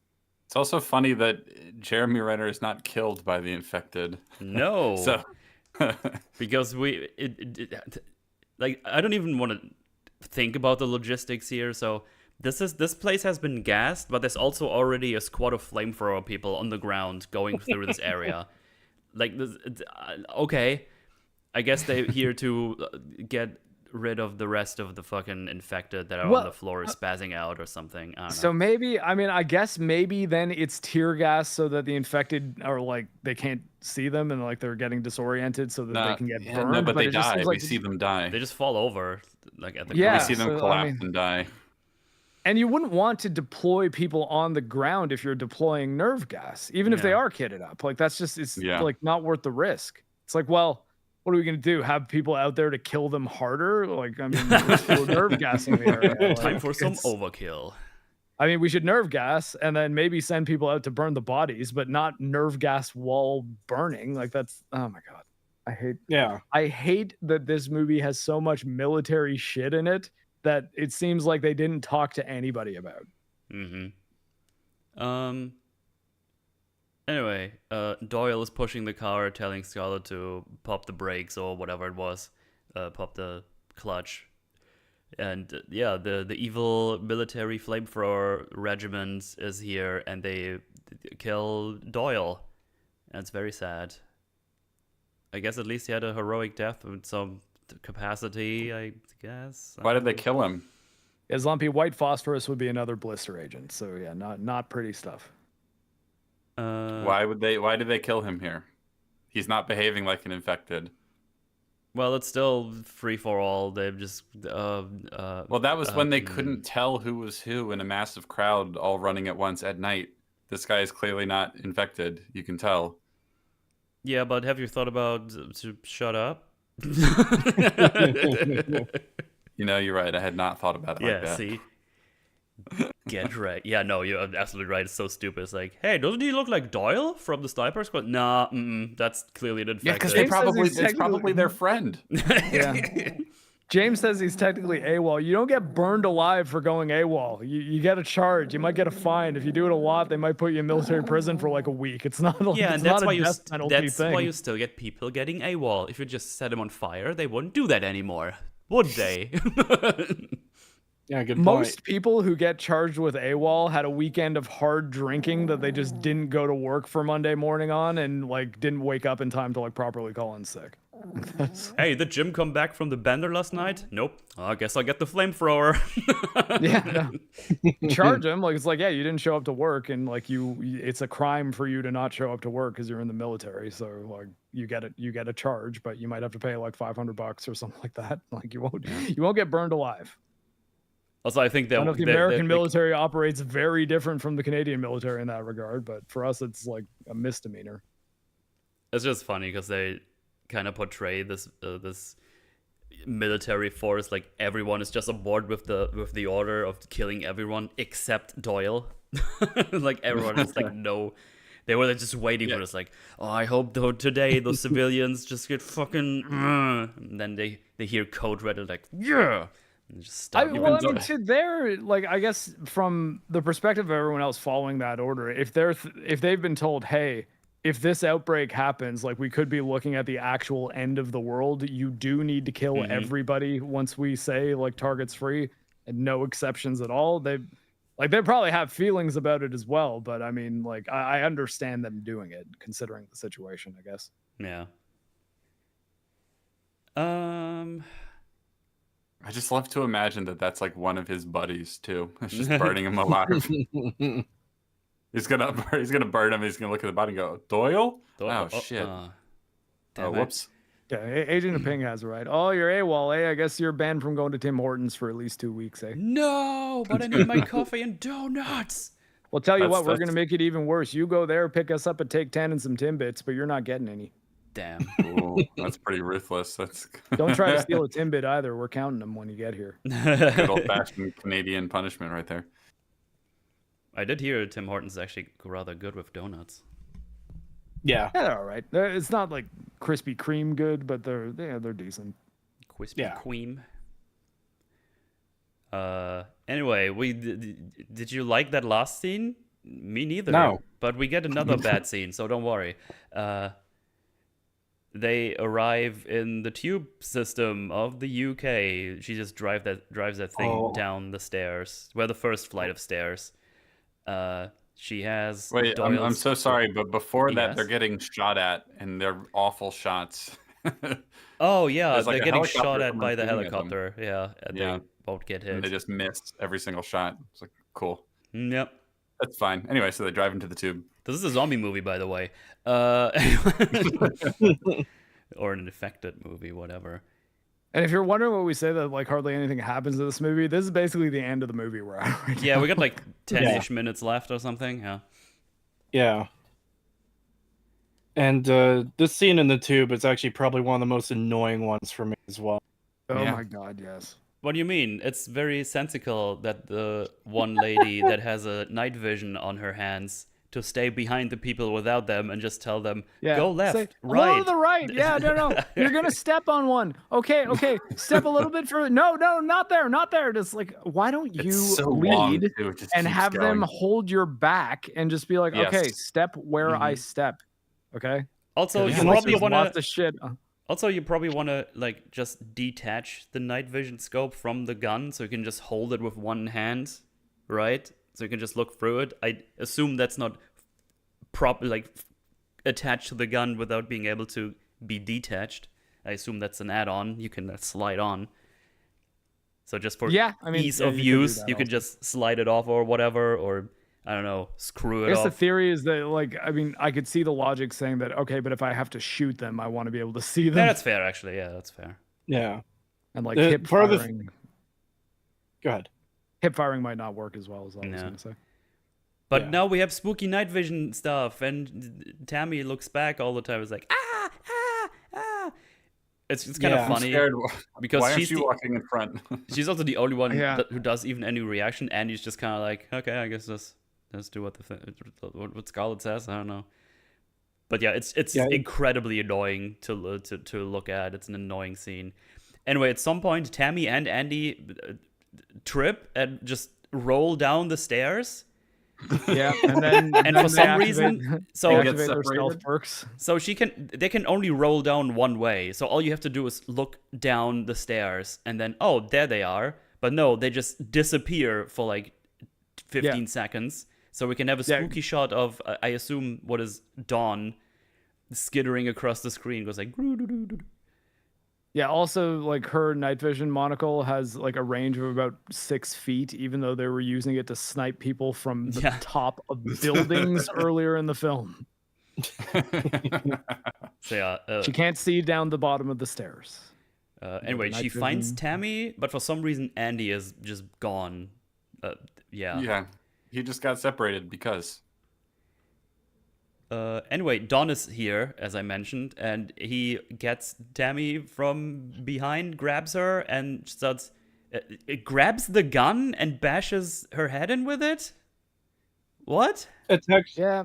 It actually appears as though he's stabbing her through the with the barrel of the gun. Yeah, That's that way we can see it through the sights. yeah. Yeah, because that's I went back through the scene yesterday. Yesterday when I watched it, because I was like, if he's hitting her head with the butt of the gun, shouldn't her face be like caving into her skull? Because that bugged me at first, and I went back. It's like, no, he is stabbing her with the thing. Even in the quick shot where you see him with the gun in the darkness, you could see him holding it that way with the barrel down. Yeah. It's already ridiculous that he's even alive and here right now, but also him just grabbing the gun instead of just mauling her to death like every other infected in this universe is insane to me. Yeah. They also drove here. How the fuck did he get here at the same time? Well, he has the tracker perk and the speed perk, I guess. Pretty smart infected. Yeah, he is pretty smart infected. Just think, like, even as a non-infected human, if you were looking for somebody, they got in a vehicle and then drove any distance, would you have any way to find them, really? No. Like, I mean, you don't even have a way to track their scent. Everything is gassed. Well, yeah, there's the nerve gas spreading all over the streets and everything, but like, they drive away, you can't follow their scent. Oh god, this is so stupid. There's nothing to work with. Just the instinct of a father. That's what we're supposed to go with here. He just knows where his babies are. Yeah. Don't worry, Jojo, I'd find you. Anyway, Andy is just walking around the train station being scared. It's like, Tammy, where are you? And then in the background, we see Dawn going around. It's like, ooh, I'm spooky, Dad. Ooh. Anyway, he bites the fuck out of Andy. Tammy is here. She grabbed the gun at some point. I'm actually not entirely sure when she did that. But she has the night vision and the gun now. Dawn looks angry at her. Does she find? I think she does find Scarlet's body. Well, Scarlet finds her first, and then Dawn takes the rifle and starts stabbing the shit out of her. Wait, let me. But does she goes? I feel like at one, like, isn't there a situation Hang on, where I'm looking. She's finding Scarlet's body and looks at it and like it's all like mangled to like it's unrecognizable. Well, she can't see right now. Like it's all empty. Okay, she does find the gun for some reason. She sees that. Yeah, but no, she looks at it through the night vision monocle, right? Like, am I crazy? Oh yeah, she does. She does. Oh, I guess she does see the. Oh, I guess that's her. I didn't even realize that was supposed to be her when I watched it. Okay, she does say Scarlet. Like that's what I said about the unrecognizable part. Or maybe I just looked away and did something more interesting while it was happening. It could be my bad as well. Possible. This movie is understandable second monitor content.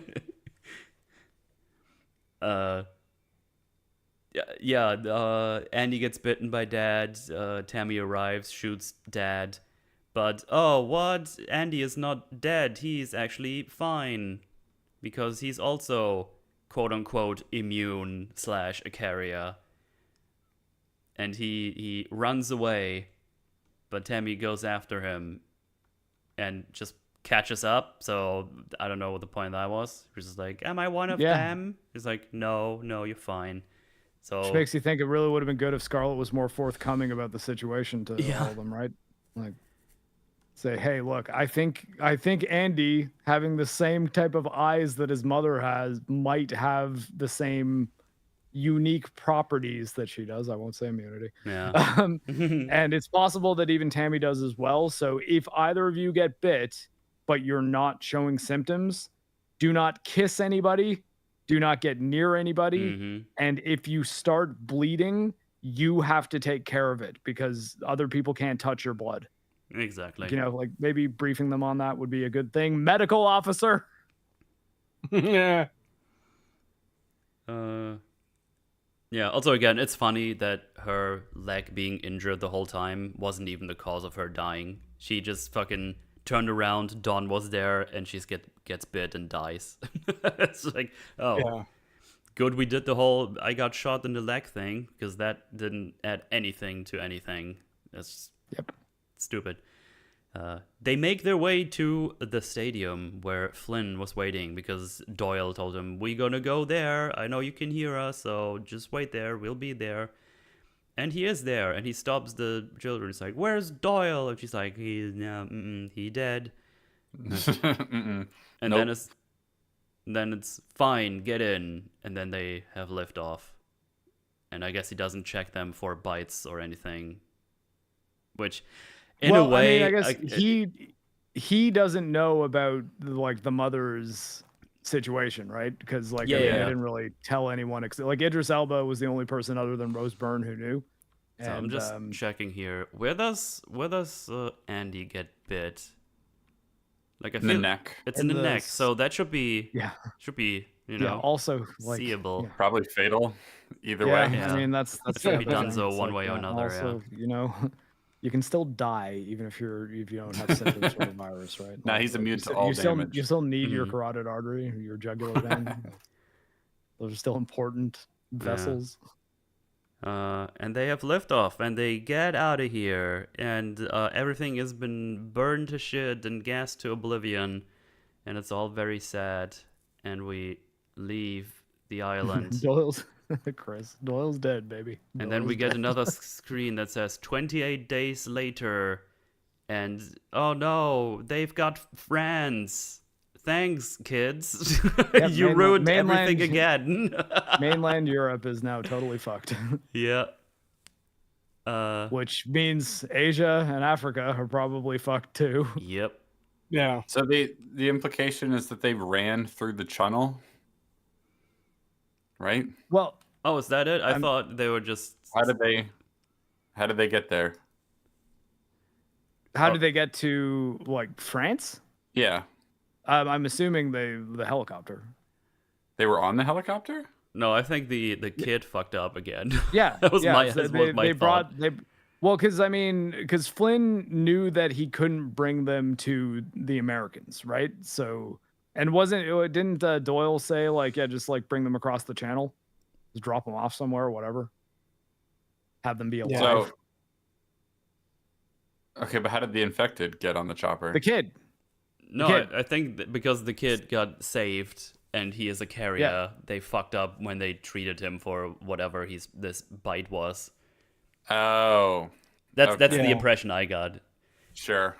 And the thing is, the way this movie goes, they might have fucking went through the tunnel. Who fucking knows? Well, I mean, I'm assuming that like Flynn flew them to mainland Europe mainland Europe, like the continental Europe as opposed to the UK and because they fly over the cliffs of Dover, which aren't the cliffs of Dover like on the side that faces France. Well, I mean, sure. I don't know. I don't know, but like I mean, they do wind up in France though. Yeah, I'm just saying like it seemed like that's where the helicopter was going. So. Also, James just says that the ending was added last minute. The movie was supposed to end on the helicopter, and then the director flew to France and hired 12 people to run and film it. Okay. All right. I will say, if they do make this movie canon, which we've established that maybe isn't the best idea, like that, that epilogue scene of like, okay, yeah, now maybe the whole world is totally fucked, is the thing that I think would set up the scenario for 28 years later. Because if it just takes 28 days later into account, it's like I'm not 100% sure that the problem's not just totally over. Like at the end of that movie. Yeah. Just for any doubters, Mr. Muggleton gets a single credit for himself. That was real. Just for any doubters out there, his name is Muggleton. You go, Macintosh Muggleton. Macintosh Muggleton. He actually grew up to become famous rapper Eminem. Hey. Oh my god. Oh, right after they make Imogen Poots. That's fucking great. So the other thing that's kind of funny about ending this, like, oh, now it's spread to France, which means, oh my gosh, maybe the whole world's in danger, is the implication of the first movie, unless it was fake news, as we discussed on the last stream, is that it already spread to New York and France, but it was contained. That was the implication of the first movie, or at least that's what the characters believe happened. And then ultimately it seemed like, the only place that had to be quarantined ultimately was the British Isles. But so this already broke out in New York and Paris, apparently, and they got it under control. So maybe that's just what happens here. I really hope that the next movie just goes, fuck it. I'm ignoring all of that. And we're going to come up with a different reason that there are still zombies out there. Yeah. Oh yeah, might not be a bad idea. Because I think like decanonizing this film and just saying, yeah, this has nothing to do with the other two or four, I guess. So or just you just ignoring it as much as possible. Just say nothing about it. Yeah. Which, like, I mean, like, I flash back to conversations I had around the time this movie came out when I did talk to people, not extensively, that said they liked this one more than 28 Days Later, and. Bro. I really just because I watched it once and didn't really like it that much. I was like, yeah, I like 20 Days Later a lot. I don't know, I didn't really like that one, but I didn't really think too hard about it. Now, like going into this film, knowing that I was going to have to be on a podcast where I'd need to be thinking about it and talking about it, this is a really bad movie. Like it's there's a lot wrong with it, and I don't think it. Not only do I think it isn't as good as 28 Days Later, I don't think it's even close. Like they're not in the same universe. No.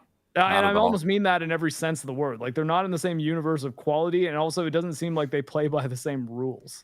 No. I mean, narrative universe is you have the first one where you have like a lot of good characters, deep, like meaningful conversations. Not necessarily deep, but just like meaningful, relatable things. Yeah. Where you're just like, oh yeah, I understand that. And then you have like these cool little things, like the photo we talked about already, which is just absolutely brutal and just hits in all the right ways. You have this message about not giving up hope, even though it looks super fucking dire, and just trying to survive and make the best out of it, basically. And this is just that's like zombies, right? Let's make an outbreak scenario with military. That's cool, right? I didn't see him as a target anymore. That's deep. So yeah, it's like this movie is gonna have way more action and a lot more explosions and a lot more crazy shit going down, but it's like, but none of it is nearly as good because even that stuff is like poorly constructed. Yep. That's just lame. They just made a really bad cookie cutter zombie movie in the worst way. It's really disappointing. Like, it's actually shocking how lame this was. I think when I finished the first 40 minutes, I messaged Marc like, man, this is pretty so far, isn't it? And then you just wrote back, don't worry, it gets worse. I was like, oh, good. Yeah, like, I mean, I was like, oh, you're 40 minutes in, so like you've now seen the best parts of the movie that I still think have problems. So I'm like, I also don't agree with the people who say, oh, the first 10 minutes of 28 Weeks Later is way better than anything in 28 Days Later. I'm like, nope, that's not true either. That's also very false. Yeah, that's insane. And then it does get worse. So I wasn't lying to you. It's like there's definitely more action, like more things will happen. There's more eye candy, I suppose, but all of it makes less sense as it goes. Circling back to the ending, assuming that the people that are now running amok in Paris is the result of the kids spreading it, which is very funny. It is funny, yeah. That it completely ruins everything the movie was trying to go for in terms of what it thinks its heart is, because it was all to try and save this kid, and it's like, well, that was the stupidest idea ever, actually, because immunity is not the same thing as being a carrier. Guys, you knew this, and yet you wrote the whole movie to be that, like, see, these are the good guys because they want to sacrifice themselves to save this kid. Oh, whoops, he spread it to everyone. Yikes. That's the one thing we didn't want to happen. Well, I mean, like, it's one of the, we kind of touched on it last week that like there's lots of horror movies that end very nihilistic, and lots of people like that, and sometimes it works, But I like that 28 Days Later has like ultimately a happy ending. Like definitely there's loss, like we lose some characters that we liked, but it seems like everything Jim, Selena, and Hannah did was for something, and I thought Yes. that made it a very satisfying movie to watch, and even more satisfying to revisit. Whereas this movie, none of it's as good, and it does the nihilistic horror movie ending thing, where it's like actually everything that they were doing to try to save people ended up making things worse, even. And yeah, so Yeah. Great. Good stuff. Yeah. Well, ending things is funny. Yeah. I can't wait till 28 years later has Jim become a mad scientist who wants to bring the infection back because that was the most interesting time in his life, and he just wants to Hell relive yeah. the glory days, and that ended up destroying the world. I loved when I was a ninja assassin and the Rambo man. That was awesome. I was a Rambo man for a day. I wanted to do that every day. Yeah.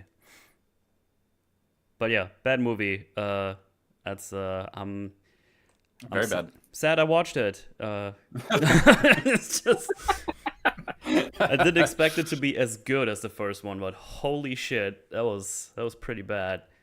Yeah, I mean, Yeah, me obviously- too. And I remembered not liking it. I was like, well, I mean, I don't know. Like, it's been a long time since I've seen it. I only watched it once. Maybe the people who say that this movie is really great, like, saw something that I just missed. So I went in I was not second monitor content for me, at least on the first viewing, and the first, like, recent viewing. And I was paying a lot of attention. I was really hoping that there'd be like some details that I might have just like overlooked before. And paying attention made it worse. Yeah. Yeah, it had been about a decade since probably over a decade since I've seen either of these movies. I had a lot of good memories of the first one. I didn't remember the second one at all. And I was thinking, okay, maybe it's not going to be that bad. It's probably decent. And as the movie just went on and on, I just started getting more and more frustrated how fucking bad it was. It's like, how do you do something this bad? How do you follow up something that good with something this bad? Yeah. Well, I mean, I guess, If you have none of the same people involved, that helps. But they picked the people, so therefore. Yeah. Bit weird. It's like, again, Well- like, I think that must have been, that's like, okay, they knew these guys, they liked them, they had some beers with them, they're like, okay, yeah, these are cool people, whatever. Well, like, you guys want to make a 20 Days Later sequel? Okay, we'll sign off on it. I'll even direct the intro. How about that? Yeah. And and then they did this, and it was like 2 decades before another film in the franchise happened. Well, let's hope. But like, I think 28 ultimately it didn't need to be a franchise. Like, that's why I'm really worried about this next one. They had an opportunity here, and the only thing I appreciated about this movie in the beginning was that it was starting after basically everything had, calmed down and things were starting to return to normal, because that's an interesting side of sort of post-apocalyptic stories that is often neglected. But it's not going to last because it has to be a cookie cutter zombie movie, apparently. Yeah. But like, if this was going to be a franchise, it actually could be interesting to have a sequel that isn't really so much a zombie horror movie as it is about, Reconstruction. Yeah, exactly. And like that could be people interesting. because like, I mean, you can still have antagonists, because there's definitely people who are going to want to use the I guess fractured nature of the world to do nefarious things and profit for themselves in whatever way, be it like, hurting people if they're just crazy, or just like trying to scam people, steal things. Like there's definitely threats that you can have that are not just the zombies. But I mean, even if you want to bring the infection back and have it be zombie movies, I just think there's still there's better ways you could do it. There's mutations, so sure. it could be different this time. There's stuff you can do. There's so many things you can do. It doesn't need to be a franchise. I quite like how self-contained the first movie is, but there's obviously things you can do. Just not like this. Not like this. Not like this. Not like this. No. Well, let's hope that the next one is going to be better with the boys back at the helm themselves. The vibes are definitely back. Yes, that's for sure. That's true. If nothing else. Though I'm obviously I'm very concerned about anything that modern Alex Garland is touching. But hopefully he can return to form. What's weird is like I think sorry, Metal, to bring up Last of Us 2 again. No. I think the thing that made me really kind of give up on Alex Garland happened pretty recently, and it's when he did that podcast where he's interviewing Neil Druckmann about The Last of Us. Have any of you guys seen that? What did he No, say? that sounds terrible. That sounds horrific. Terrible. All right, okay. So the big clip that kind of went viral was when Neil Druckmann's about to start talking about their premise for Intergalactic, like Naughty Dog's new game. And he says like, well, I mean, we had Last of Us Part 2, and I mean, that story made a lot of people very upset. And Alex Garland immediately says, like, interrupts him and says, who gives a shit? And then says who gives a shit like 5 times in situations where Neil Druckmann's bringing up criticism of The Last of Us. And I'm just like, man, a lot of people give a shit when you fuck up the story. Like, he's like, well, and like, I think Alex Garland's point was like, yeah, but it's your story, so you're going to tell it how you're going to tell it, and you shouldn't try to compromise it based on what people want. And it's like, yeah, but what if your story sucks, Alex? Yeah, like, but that's the thing, like, you got to deliver. Like, I mean, and like, I think it's a big problem that there's a lot of people who really genuinely think and believe that The Last of Us Part 2 is a very good story. And I'm almost upset that the season 2 of the show was done as poorly as it was, because all those people now have the excuse that's like, oh, well, the story, the show just fucked up the story of the game, but the game story was great. I'm like, I mean, don't get me wrong. I do think that that The Last of Us Part 2 video game is better than the show, but also, which is crazy. Like, it's not a good story to begin with. Like, and like, we should stop pretending it is.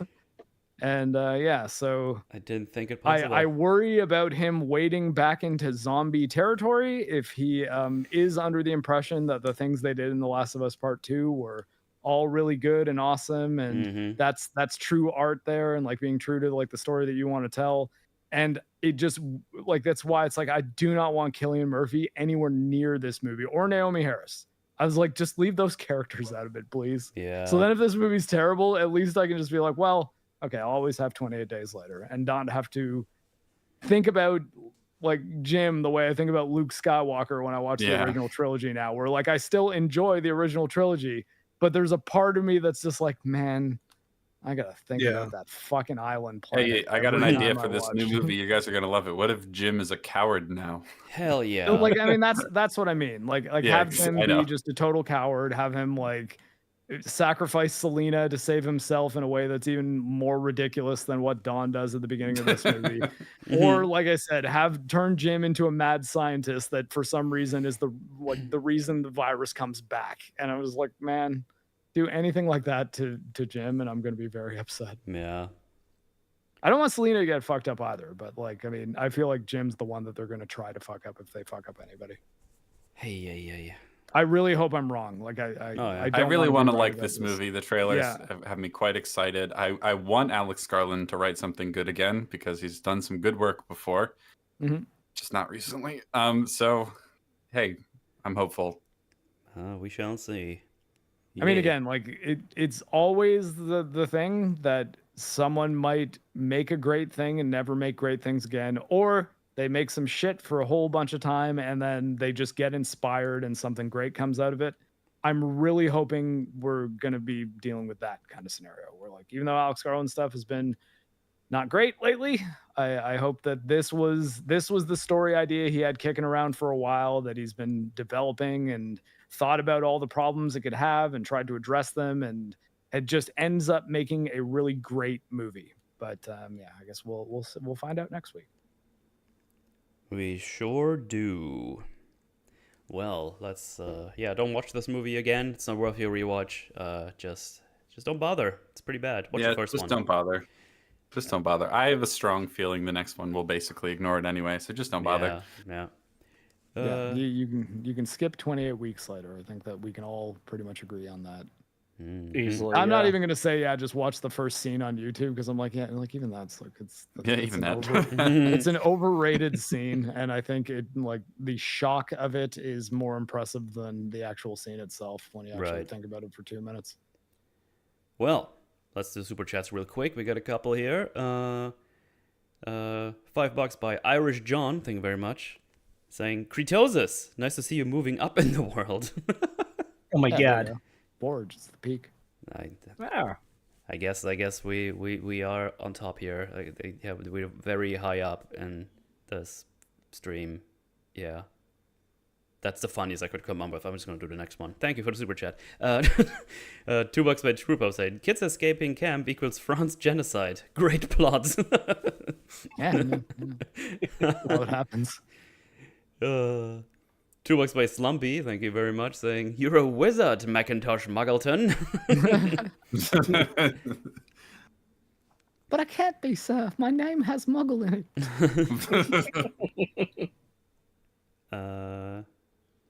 We got $5 by Persuasion Inc. Thank you very much. Saying, howdy, Creetosis. You again? God damn. Oh my god. Do you plan on starting another stag? Also, hi, Marc and Cab. Wow, it's like I'm not even here. That's so rude. Hello. Wow. But yeah, thanks for super chat. No plans at the moment. Well, there you go. Well, I guess, Metal, we're on your channel, so the hello to you is implied. That's fine. Listen, I gotta run. I gotta head out. But pleasure chatting with you folks. Oh, okay, yeah, about sure. A terrible movie. Yeah, take it easy, And guys. we'll see you next week for the new movie. It's gonna be a good time. Yay. You got anything else? Anything else you want to plug going on? Yeah, link is obviously down below. Well, next week's stream. That's what I'm plugging. Oh, next sick. week. Yeah, be Come there. back again for even more zombies. All right, see ya. Goodbye. Bye-bye. Have a good one. And next week, have a window open with Cap stream as well, because he didn't stream today, but I'm assuming his show will be back next week, and we'll have again a cross streams. We avoided the cross streaming for the bad one. Yeah. Would have been too powerful. Then we got $5 by M8566. Thank you very much. Saying, I can't believe we're not forging Ballerina. Isn't Metal a huge John Wick fan? Oh. It's funny. I'm at the point that I would still probably go see a John Wick movie just because I find them silly fun, even though they're no longer like good. But the trailer to Ballerina did not impress me at all. As much as I think Ana de Armas is a beautiful woman, I was not sold on any of her action stuff in that trailer at all. God, I hate John Wick so much. I know. Except the first one. Like I still love the first one. I think the first one is awesome. I make you watch anime and play video games. I rarely will make you go watch a movie that you don't want to see. You like John Wick 4, right? So awful. Oh, God. I still haven't seen The Continental. And I don't know, maybe one day I actually make that video on 2. I have like a script that's actually halfway done that's rather long that I just ditched at some point because I just couldn't bear it anymore. For John Wick 2. God, John Wick 2 was really fucking bad. I've not seen either of the Accountant films. James is recommending we watch The Accountant. Okay. Let's see. $20 by James. Well, thank you very much. Saying World War Z Ukrainian story is better from perspective of a soldier. His government just decides to drop VX nerve gas on his bridge checkpoint, and he's stuck waiting as civilians die, and some Z's get up days later. It's wild. Wow, that's what happens when you get hit with nerve gas. People die. Yeah. Like immediately. No, that sounds rough. And another $10 by James, thank you very much, saying a better continuation would be the infection moving onward and outward into Scotland. The twist being survivors move towards Britland and accidentally into safety because all the infected there starved. Yeah. Well, they kind of end up in the Highlands, though, at the end of the movie, though, right? Of 28 days. Right, yeah, I guess so. Yeah. And then another $5 by James. He's just throwing them around. Thank you very much, dude. Saying, I very much recommend the World War Z novel and audiobook. It focuses on the start, what happened, and aftermath. Good times. Interesting. I might have an audible credit coming up soon, so maybe. Nice. He's trapped in the tank and sees some of his friends die. 'Cause I'm a whore. Nice. But you're our whore. Whores normally get the money. They don't pay the money. Don't tell him. Maybe he stopped. Yeah. And then $5 by Slumpy. Thank you very much. Saying, I'm curious now if the story of Dying Light 1 and 2 is actually better than the 28 franchise. That or Dead Island. I don't know the stories for all of those. I've finished Dying Light 1. I don't know that the story is the reason I'd recommend playing it. It's got some neat parkour mechanics and yeah. I don't know, I think that like just I'm reluctant to dive into like zombie games these days. Like just again because I think that like I've just played so many of them at this point. Although I guess they're not zombies technically in it, but we did schedule a forge that we're planning for October 11th for Silent Hill F. Yes. So Japanese Silent Hill, Japanese set Silent Hill. I guess all of them are Japanese. No, I mean the remake was made by Bloober Team. What are they, like Swedish or something? Like wasn't Downpour and Homecoming made by an American team? I believe so. I think yes, so, but, yeah. but I guess by like proper Silent Hill games, I'm kind of looking at the numbered ones. But then again, Yeah, I've just fair. kind of been tapped out on the franchise until Silent Hill remake, which I didn't even finish actually. Or Silent Hill 2 remake. So maybe I should finish that game, though. I feel like I'd probably need to restart it at this point. But F looks interesting to me. I think that that looks like it could be a good one. I hope it is. Well, we'll find out when it comes out. Also, just a good It did October game feature to us. stream. Yeah, like and also for spooky ween streams. Yeah. But the trailer was actually 60 FPS, which has impressed me because I hear that apparently the console versions of Metal Gear Solid Delta are going to be capped at 30 FPS. I don't know if that's true, but it is something that I've now read. And that trailer that was at the PlayStation State of Play was definitely not running great. So I worry that we're going to be we also are going to do a Metal Gear Delta Forge on, I forget the date for that now. September 7th? Yeah, I think September 7th. Something September, yeah. Yeah, first weekend of September, I believe. And yeah, I'm worried that game is going to run like Silent Hill 2 remake does, which is bad. Well, we got a Metal Gear 9070 Solid now. reverse. We got a 9070 XT now, Mark. We should be fine, hopefully. Like Silent Hill 2 is having trouble on my 3090, so I think it's more the coding than the power of the hardware. I could barely run it on my 6800 when I played it. Which again, and you're like, hey, I just finished the Liza P DLC, and man, Unreal Engine 4 got that game running like max settings, 120 FPS. I'm just like, man, why Unreal Engine 5 everything? Because there's so few games that actually like run well using it. Yay, so Metal Gear Solid streams. Yeah, I'll probably play the original before that as well. It's gonna be a lot of Metal Gear Solid, I think. Yeah, well, we got a 2-week arc for that one. So we got original Metal Gear Solid 3 followed by Metal Gear Delta the next week. Yeah. Should be good times. But yeah, I guess we'll get most of the story stuff out of the way on the first stream, and then talking about the changes and things like that in the second one. Cool. Well, those were all the super chats. Thank you very much for the super chats. Thanks, always. Everybody. Appreciate it. As always, before we get out of here, thanks for joining us, Cree. Always a good time. Yeah. No problem. Thank you for the invite. I enjoyed it very much, and I do regret missing last week. I bet. Because after watching that first movie again, man, it is so fucking good. It is. Yeah. It's rather good. I think I'm pretty confident in still, even though there's been many zombie films made since. I'm pretty confident calling that my favorite zombie movie. Nice. Cree, what's up? What you got? Anything to plug? Anything going on? Anything coming up? A couple things. June 26th, if all goes well, I'll be releasing my video on Jurassic World Dominion. Ooh. Spoiler, that movie is a huge piece of shit. Oh no. And besides that, I'm just working on normal Fallout content stuff. I'm remaking my Fallout 3 analysis and finally completing it since I never covered the DLC. And I hope to get that out late next month, early August area. Sweet. So yeah. Sounds good. Well, link down below as always. Go check it out. Marc, what about you? You got anything planned? I'm chipping away at got back now that I finished Lies of P DLC. I got back to Onimusha Dawn of Dreams, so I'm still working on the research part of the Onimusha video that I'm chipping away at the script on as well. Might not be anytime soon, and the closer it gets to the end of the year, the more I'm going to debate whether or not I should wait until the next Onimusha game is out and include it, or just try to get the video finished and release it prior to that game coming out. Though that game did get some new footage and it looks decent from what I've seen. And my Berserk video is out, and that was a recently made one. It is not doing very well, so if you want to pop open a browser window and just watch it in the background on mute, that's cool. But I'd appreciate even more if you actually watch the video, because I worked hard on it, and I think it's okay. I think it's pretty good. It's good stuff. Yeah, go watch that video or perish. I won't. Oh my god. Yeah, all links down below, of course, as always.